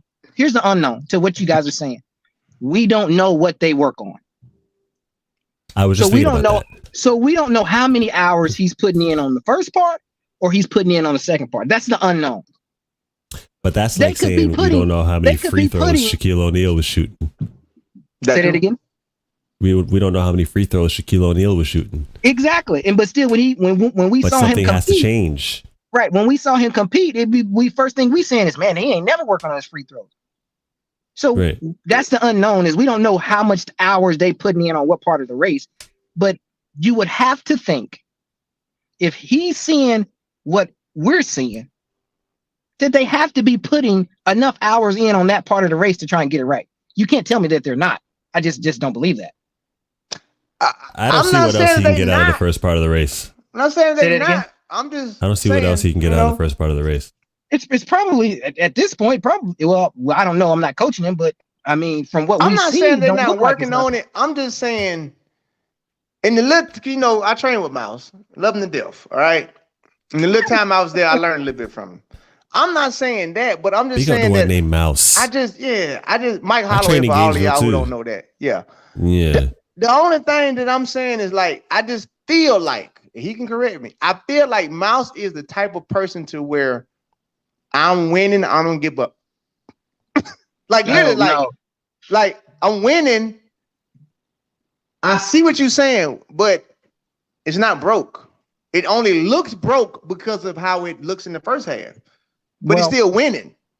So I'm not saying that Mouse even sees it as a problem because it's like, again, I'm just being an analyst. He wins so much. It seems like winning is more important.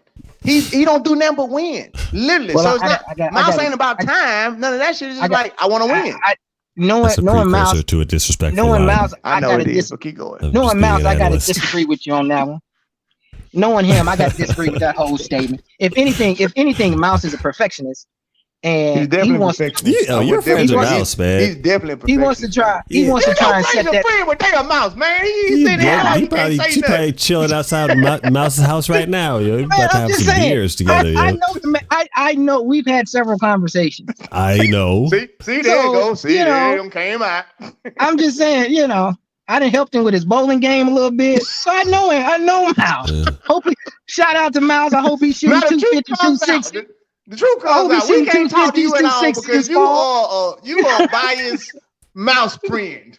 No, I'm not. I mean, I'm biased. I'm biased to from a coaching standpoint. If I didn't know the man. And I'm I'm coaching Grant Holloway. A coach like this in your whole history. I'm defending. The whole time I'm defending. He ain't never went this hard. I'm like, what's going on right now? What I see. I was like, I'm not even. Put it like this: if Grant was coached by somebody else, I'm defending what I see. Well, if Grant was being coached by someone else, you probably would have less to say. No, I would have the same amount to say because I'm not speaking from the coach himself. I'm speaking from the experience that the coach has being able to see the man's weaknesses, and you're telling me he's not working on them. But again, I'm not saying he may not be working on them because we don't need to work on them. We're not seeing it because it hasn't transpired yet. Right. No. So, but like I said, in the unknown semifinals of the USA's last season, that's when we saw it. But here's another thing, guys. Here's another thing, guys, and you guys know this. It could just be Grant. It don't matter how much you work on something. If he can't put it together in the race, it ain't got nothing to do with the coach. I don't think Mouse will have a problem with you saying that. It could just be Grant. I mean, it could be. I mean, I'm just saying. I ain't saying nothing on that one. Like, I don't know enough athletes where it's like, he got a point. It could be Grant. He could just not be able to put it together. You got a damn point there, boy. There's some athletes out there, boy. You can draw them a map to get there, and they're gonna ask for a map to get back. Like, man, the thing is, you look at him, and you're like, that he's capable of some monstrous things. Right. It's not even really hate. It's just like, we see it, dog. Exactly. Like, what's going on? That's what it is. Yeah. So, yeah. Hey, fellas, I got to go. I done loved it. I done have fun. I love y'all. We don't hit that 2-hour marker, so Fraser, we're gonna let you go off in there. Tell Hop I said what's up, man. Love him, all that good stuff. And we're gonna wrap this show up here, me and Anson, on the next 10 minutes with these 4 questions. You go enjoy your Labor Day and all that stuff. Tell Mouse we said what's up, because we know you going there to talk to Hop. Hop is excellent friends with Mouse. I know the connection. So I understand why you're doing what you're doing. You got to go in there and save face as a coach. So tell Hop we said what's up. I text Mouse and be like, Mouse, he did a good job. All right. I'm the one you're going to have to come for. All right, fellas, man. Appreciate you having me on, right? I'll holler at you, my brother. All right, cool. All right. Respect, man. All right, look. Cool. All right. All right, y'all. So check it. We have hit that 2-hour marker, but this is how I go. You know what me and Anson get on this thing. So this is what we finna do, because he got to go to bed and I got to eat. We're going to turn to y'all. We only going to address, Anson, I say 3 questions. How you feel about that? 3 of them? 3 questions? Yeah, 3 is good. All right, y'all got 3 questions, all right? The first question that come up that we see, we're going to attack that one. And after we get done with that topic, Whatever the next one that come up, we're gonna attack that one. So y'all hit it. On your mark, set, go. First question come up. That's what we're gonna talk about. Who on it? Sorry, we can't do the paid super chats because YouTube don't pay me, but come on with it. Yo, I meant to ask you about that. So we'll talk about that later. We'll talk about it later. Hold on, what was that? Do you what now? Who will be the breakout sprinter next season? Who will be the breakout sprinter next year? That was the first question? That's the first one I see. Yeah, that's the first question. Who will be the breakout sprinter next year? Okay, hold on. How you feel about that question? Hold on. Let me go back because somebody asked something before that one. I saw that one. Or was that the one I said? Okay, never mind. That was it. TB PhD.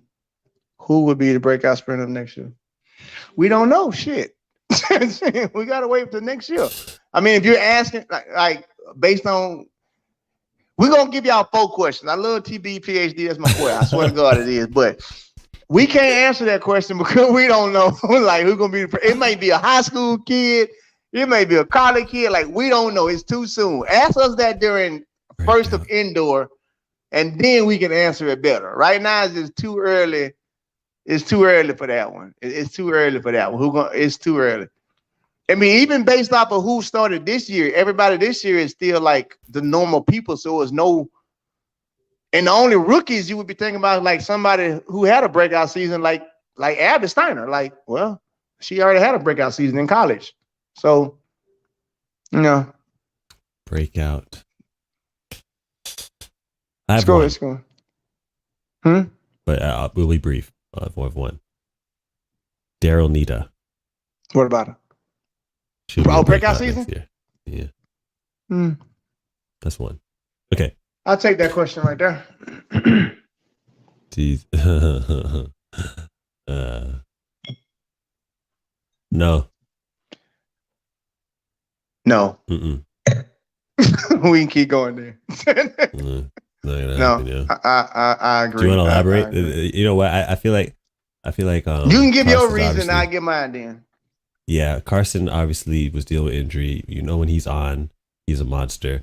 DeSantos, confidence wise, is going to be very hard to beat next season. He's only going to get better. He's young. I feel like I've never spoken to Rye personally. I can only go off what I see. There's a, you know, when someone's too talented, and they don't have, there's a certain fire that they don't have because things have usually come easy. He seems almost too talented because I don't see fire.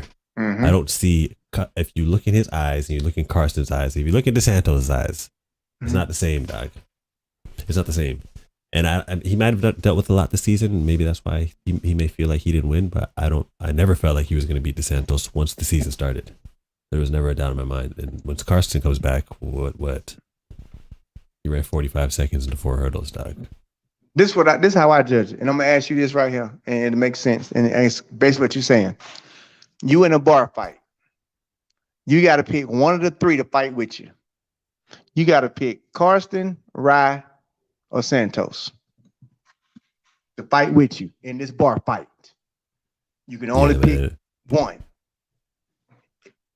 Who you pick? To be honest, dog, I'm picking DeSantos because who I you said picking this before. Second? I'm picking Carson. A lot of people probably would say Carson because he acts crazy and wild. That's what I'm saying. I'm saying DeSantos. Look, if you picking go up DeSantos first. Yeah, you see them burns and shit he got. You know he dealt with a lot of shit growing up, whether it was the insecurity or the teasing and having to fight his way through that, and then even mentally dealing with that shit. And he's in Brazil. You know what I'm saying? All them cats fight. And it's just a look. You can see a passion when he runs. It's coming from a different place, dog. Them people you got to worry about, yo. And that's you can't why teach that. That's why we both agreeing that we see the same thing in Rye. That's what's missing. That fight. That's why I asked that particular question. Like, if you're about to fight, who you picking? Because you need to have that fight. I don't see Rye being that. And there's no disrespect to Rye, but it is what it is. Like, certain athletes don't have that. It's okay. It's perfectly fine. It's perfectly fine. You know. But talent-wise, though. Oh, he's the most talented. He is the hands most down. talented. He's the most talented out of 400-meter hurdles, hands down. All right, next question. We got time for. I think that's 1, 2. We got time for one more. Come on, give us a good one. Pick a good one, yeah.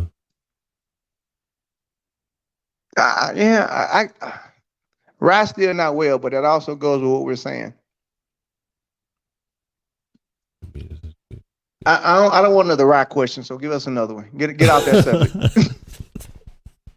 Get out that subject. Get Miss Snow. What's going on? What it do? Get out. Prime get out that Tyson Rye versus subject, Prime Noah in a 150. Ooh, shit. Prime Tyson versus Prime Noah. Prime Tyson. As long as my 100-meter PR is a 9.6 and yours is a 9 what? I don't know if that's you got that 50 meters to catch me though. Is that simple of an answer? Be honest. You got 50 meters to catch me. And keeping in mind, let's just entertain that. I like that. Noah went 19.3, broke the American record, correct? Yeah. Okay. After that 19.3, what did he do? He went back to normal, right? We all be talking about that Oregon track and everything. Tyson Gay he never went back to normal. When he came down to them 6s, it was 6s and 7s. When he came down to them 5s and 6s, that's what you finna get. So if you're gonna give me a prime Tyson Gay versus a prime Noah, I'm Tyson Gay all day long. I'm giving them, you give me the 100, the 150, the 200, and I'm not just saying that because the race of me and Tyson guys don't know. Like, do y'all know how effing fast that man is/was? If I get prime, you giving me the 2008 Tyson Gay before he got that 200 and hurt his hamstring. You giving me that Tyson Gay versus any Noah? No. Shit, Noah would probably say, yeah, just for the hell of it, but no. Prime Tyson Gay versus prime Noah? No. Well, prime Noah up to this point, because he's only 25. But okay, we'll go there. Prime Noah up to this point? 19.3, dog. I would love to know what he came through the 150 in that race. Because he was way ahead. I never seen him that far ahead in a turn before. As sad as it gonna sound, I effing hate Oregon's track because it messes stuff up. It throws the whole everything off. It's like if you at 19.6, 19.5, then you go to Oregon 19.3, and you back at 19.5, or anything. If you going 9.8, 9.8, you go to Oregon, you 9.7, 9.6, back to 9.8. It's hard for me to actually accept it. I gotta base it off of what I seen you do on the same tracks. I saw what you did on Monaco track. I saw what Tyson did on Monaco track. I've seen what you did on New York track. I saw what Tyson did on New York track. I've seen what you did on Shanghai track. I saw what Tyson did on Shanghai track. I can't compare Oregon because Tyson never ran on it. But if I'm only comparing the tracks that y'all have both touched on, you ain't ran faster than him on none of them except for Monaco. Yeah, I agree. It's hard to go against Tyson in that scenario. It's hard. That dude is freakishly fast, man. He is, yeah. I like to say Tyson is the reason why Boat broke the records because he knew there was a Tyson Gay in the race. Like, yeah. I got to get to Tyson. All right, y'all got one more. That was a good one, though. I like that. One more, we get out of here. One more. Last one. First one I see. First one, Jansen. One of I see. My bottle of wine empty too. Time for me to go. It was time when I forgot Sydney's name. Can't believe you forgot Sydney's name. It was delicious. It's delicious. I'll go ahead and end it on that one. Why not? Because it's an easy one. I'll let you go first. Next year? Go ahead. It's a good one to end it on too. Let you take it. I need to see how this last race goes. I if it's based off of today, like what's happening right now, like I haven't seen a glimpse of what he did with the 19.4. You keep talking about, hold that thought. I gotta use the bathroom. Now, hear me out, people. Aryan obviously is an amazing talent with the fact that he ran 1949, okay, and the way it looked was disgusting. He did it at an obscure meet. LSU is a decent track, but it's not known for being a fast track. Oh, Moon Bojam. The question is, it's up on the screen. Can y'all see the question? The question on the screen. Will Knight break his 200 meter PB next year? The only problem is we haven't seen anything close to that, and that's not a good sign. Like, why is that happening? Is it because he's tired? Is it because he's? You gotta watch it with some of these younger athletes, because some of these younger athletes do tap out when they're young. He's so young, 17. I've seen a bunch of like 17, 16, 17, 18-year-olds that were running 9 seconds and 20 O's and stuff like that. Now, 19.4 is in another world. I get it, but we're not seeing a glimpse. My problem is we're not seeing another glimpse. I just need to see another glimpse to be like, yeah, he'll run 19.4 low or 19.3 next year. I haven't seen a glimpse. So, I don't know. You getting those kind of numbers, man. Your body's doing some weird things, man. You may not be able to maintain that. We still have yet to find out. So, I can't say a definitive yes. So, does that mean I'm saying no? Does that mean I'm saying no if I can't say a definitive yes? Pretty much, yeah. You're saying no, he can't. Mind you, big up the one named Aryan, yo, because he's doing his thing, yo. But okay, well, here's what I have to say. I do not foresee Aryan 19 PRing no time soon. Literally, no time soon. Not next year.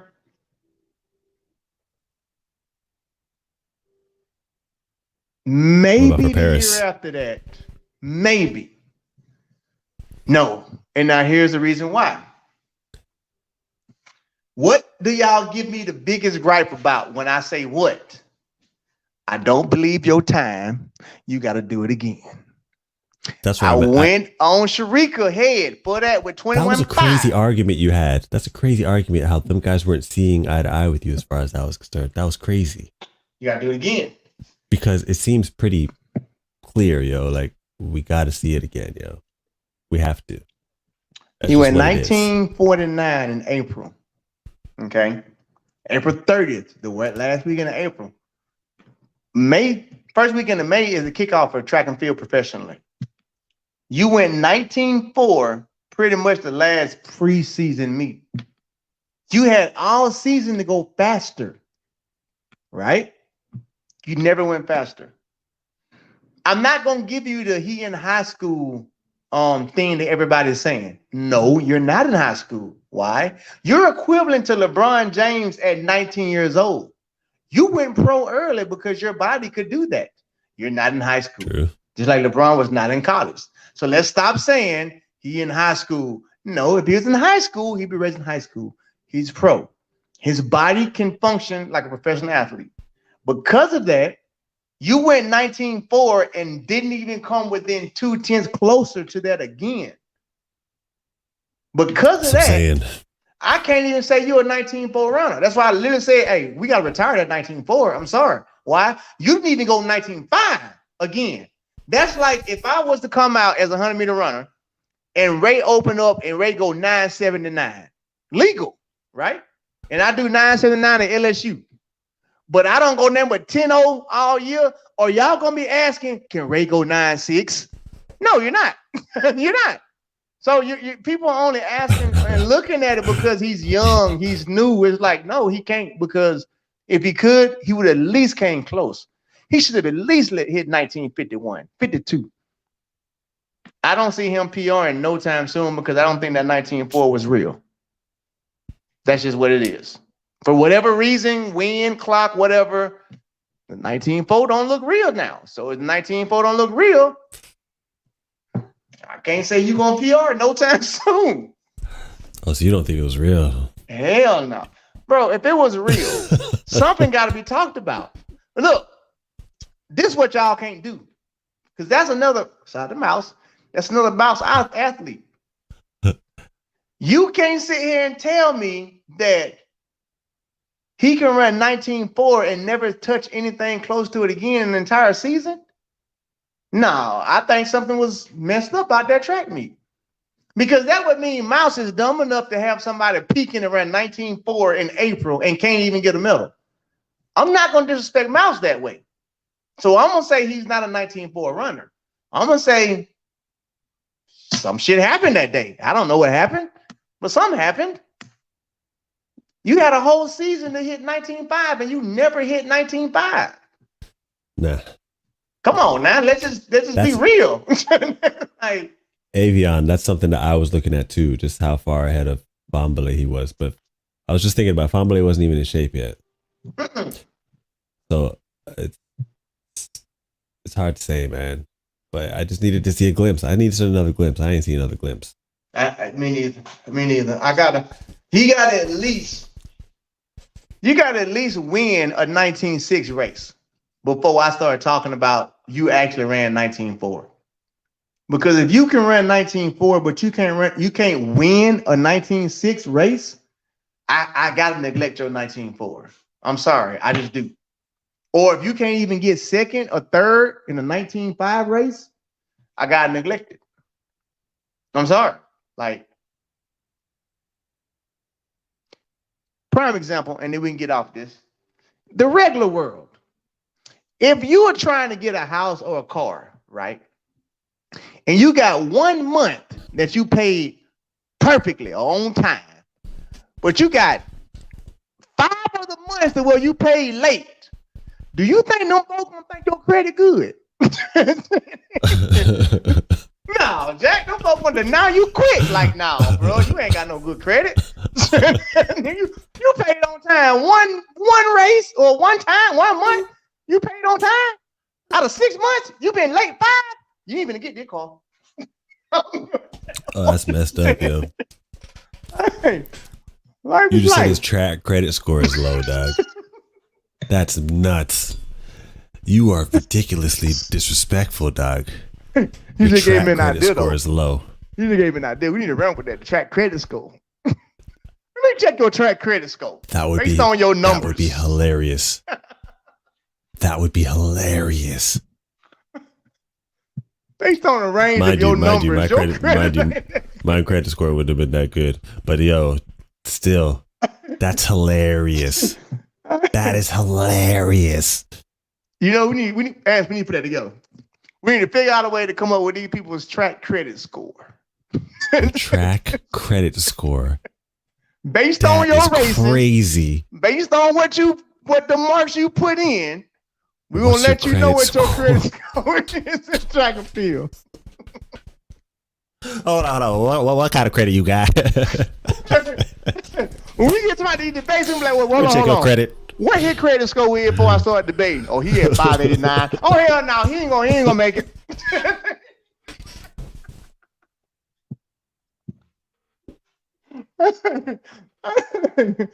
Yo, there has to be a way to make that equation, yo. That shit is hilarious. There has to be. Because the world rankings don't quite get it because the world rankings go off of points. I ain't trying to go off of points. I'm trying to go off of times. Like, well, I don't know, bro. I don't know if you really a 9.8 runner. Based on your track credit score. I don't think you a 9.8. Yeah, that might be your PR, but it ain't your credit score. You paid on time. 1 race. That is crazy. That is crazy. That be the wine. Nah, we need to start. Yeah, you need this. This is good, yo. You should have been drinking. We should go on for another 2 hours, mums. You need to hit that for 2 hours and then start a show. That would be a show. I would do the same, yo. That's some track and field TV right there, dog. Damn, track credit score. Do you know what it would look like if we started calling these people credit out? Like they track credit on the weekend, like, ooh, let me check my credit. What Ray and Anson them gonna say my credit looking like? Nah, yeah, Jack, Jack, seriously. You still sitting at about 580. Dag. Nah, we got to, dog. We got to. You ain't getting that lane because your track credit score ain't high enough. Yo, there's credit limits for lanes, dog. Your credit has to be a certain height. Your credit score has to be a certain number to get into meets, dog. That is nuts, dog. Hey, why we playing? That shit is funny Because as hell, mind but you, it's real. if that credit score shit was, that goes back to this shit we're talking about with the Diamond League final, yo. None of these people would be here, yo. If there was a credit score limit. Mm-hmm. Because if you think about it, something like world champs, like I got a medal at world champs, that's equivalent to me paying off a $40,000 loan. Yeah, buying a house. Yeah. So my credit score shot up. You got this little security card. You won Padua? Man, ain't no goddamn credit points, man. That's a T-Mobile bill. Bro, I just bought a whole house on my credit. Whole house. $825. Yo. Goddamn C-Do. Yo. C-Do, you bought ain't doing nothing. That's crazy. That's crazy, yo. That's hilarious, dog. Hey, look, y'all, we don't ran out of time, but we're going to think about that though for next season. For real, like, boy, let me check. You can pull y'all credit report. Pull your credit real quick, yo. Pull your credit up. We don't took the average of your track meets and your times, and your credit report says that this is what you sitting at. You might want to do some work. You're not eligible. Sorry. You're not eligible for this lane. Yeah. Hey, that shit is hilarious, dog. This lane requires a credit score of 750 and above. Meaning you can't get in the Diamond League finals. Why? It's 800 credit scores and above, Jack. Oh, man. That is nuts, dog. Hey, all right, brother, man. I know it's late over there. Whew. I don't care if you're up. Yeah. I appreciate you for coming on. Yeah. You know how it is when you go missing for 3-4 weeks on the show, the folks be like, "What answering that? What answering that?" Like, God damn it. Anson, we treat Anson like they do on First Take, before what's his name got on the show, the Cowboys person. When Anson come on, that's like that one guest that everybody waiting on. Like, when he coming back? For real. So this is always fun, dog. Appreciate you. Yo. I know we getting close to the end of the season. We ain't got nothing but Diamond League finals coming up. After Diamond League finals, I know we gotta do one more show, whatever. The one thing I do want to say is I appreciate you, brother, because RaesTake has went on for an entire track season without a shadow of a doubt, and we've had people come on. We've had a slew of people, whatever. But I have to give you your respect and give you your flowers, because before anybody was wanting to come on here, you wanted to come on. Before there was any type of debating, it was me and you debating in the last summer before people even knew what this was. Before I was doing actual flyers and stuff, I started creating flyers for me and you to debate. So I really appreciate you, because I told you offline, how much, just you and Jay's show and you even last season being able to help me be on the show, whatever, how much, I appreciate that. So, you being here tonight, so we getting close to the end of the season. Again, shout out to Colin, shout out to Coach, shout out to everybody that come on here, man. But I really do appreciate that, because again, you've been on here helping me since the beginning, like since day one, you know what I'm saying? No matter what. So I truly do appreciate that, because I know we getting close to the end of the season. We ain't gonna have too many more, but I want to make sure that if you don't mind, the next, I'm pretty sure we ain't gonna have like 2 more shows, that you be on both of them, so that I can end it the way that it started with, you being on it. Now let's do that, man. Because, once I found your show, dog, I was always on it, because it's like, it's a lot of dialogue that I have and like to hear and like to be a part of. So I was like, this cat's really doing his thing, and you stuck with it. You stuck with it, dog. That's the other thing. And where you are now, it's just the beginning, dog. But where you are now, from where you started, dog, you stuck with it, and look where you're at, dog. Look where you're going, I appreciate it. But I seen it. It's just the talent's there, dog. You don't give a shit. You understand the sport. You know the game. You've been a part of the game, and you say what's on your mind, dog. And it's fun, dog. So you just gotta keep doing what you're doing, I know good shit when I see it, yo. Yeah. I appreciate that. Totally appreciate that. Totally appreciate that. All right, y'all. Well, look here. We're gonna let y'all go. We're gonna try and make sure we give y'all the best season finale next week after this Diamond League Finals to make sure we have everybody on here. Everybody. I mean, everybody. Look, cut out 3 hours of your life for the RaesTake season finale. Cut out 3 hours. I'm telling you now. Cut out 3 hours because we going in. We going in. I gotta have everybody on here. I even gotta have Dominique stop in. So y'all can go and get ready. The RaesTake season finale. Guy. Trying to make sure that we have everybody that done came on, stop in, get a little 10, 15, 20 minutes, and we're gonna end this thing the right way. Appreciate all of y'all. Man, I don't want to get emotional yet because we got 2 more weeks coming up, but it's gonna be the end. So hey, I appreciate y'all. Anthony, you already know, number love, brother. Respect, love. Yo. Sure, Doug. We'll see y'all next week after we find out if Sha'Carri makes top 3 and Anson owes me $1 or not. You still owe me 22, Doug. I got the receipts. Respect, viewers. And y'all be back, yo. All right, y'all. Y'all have a good night. All right, peace.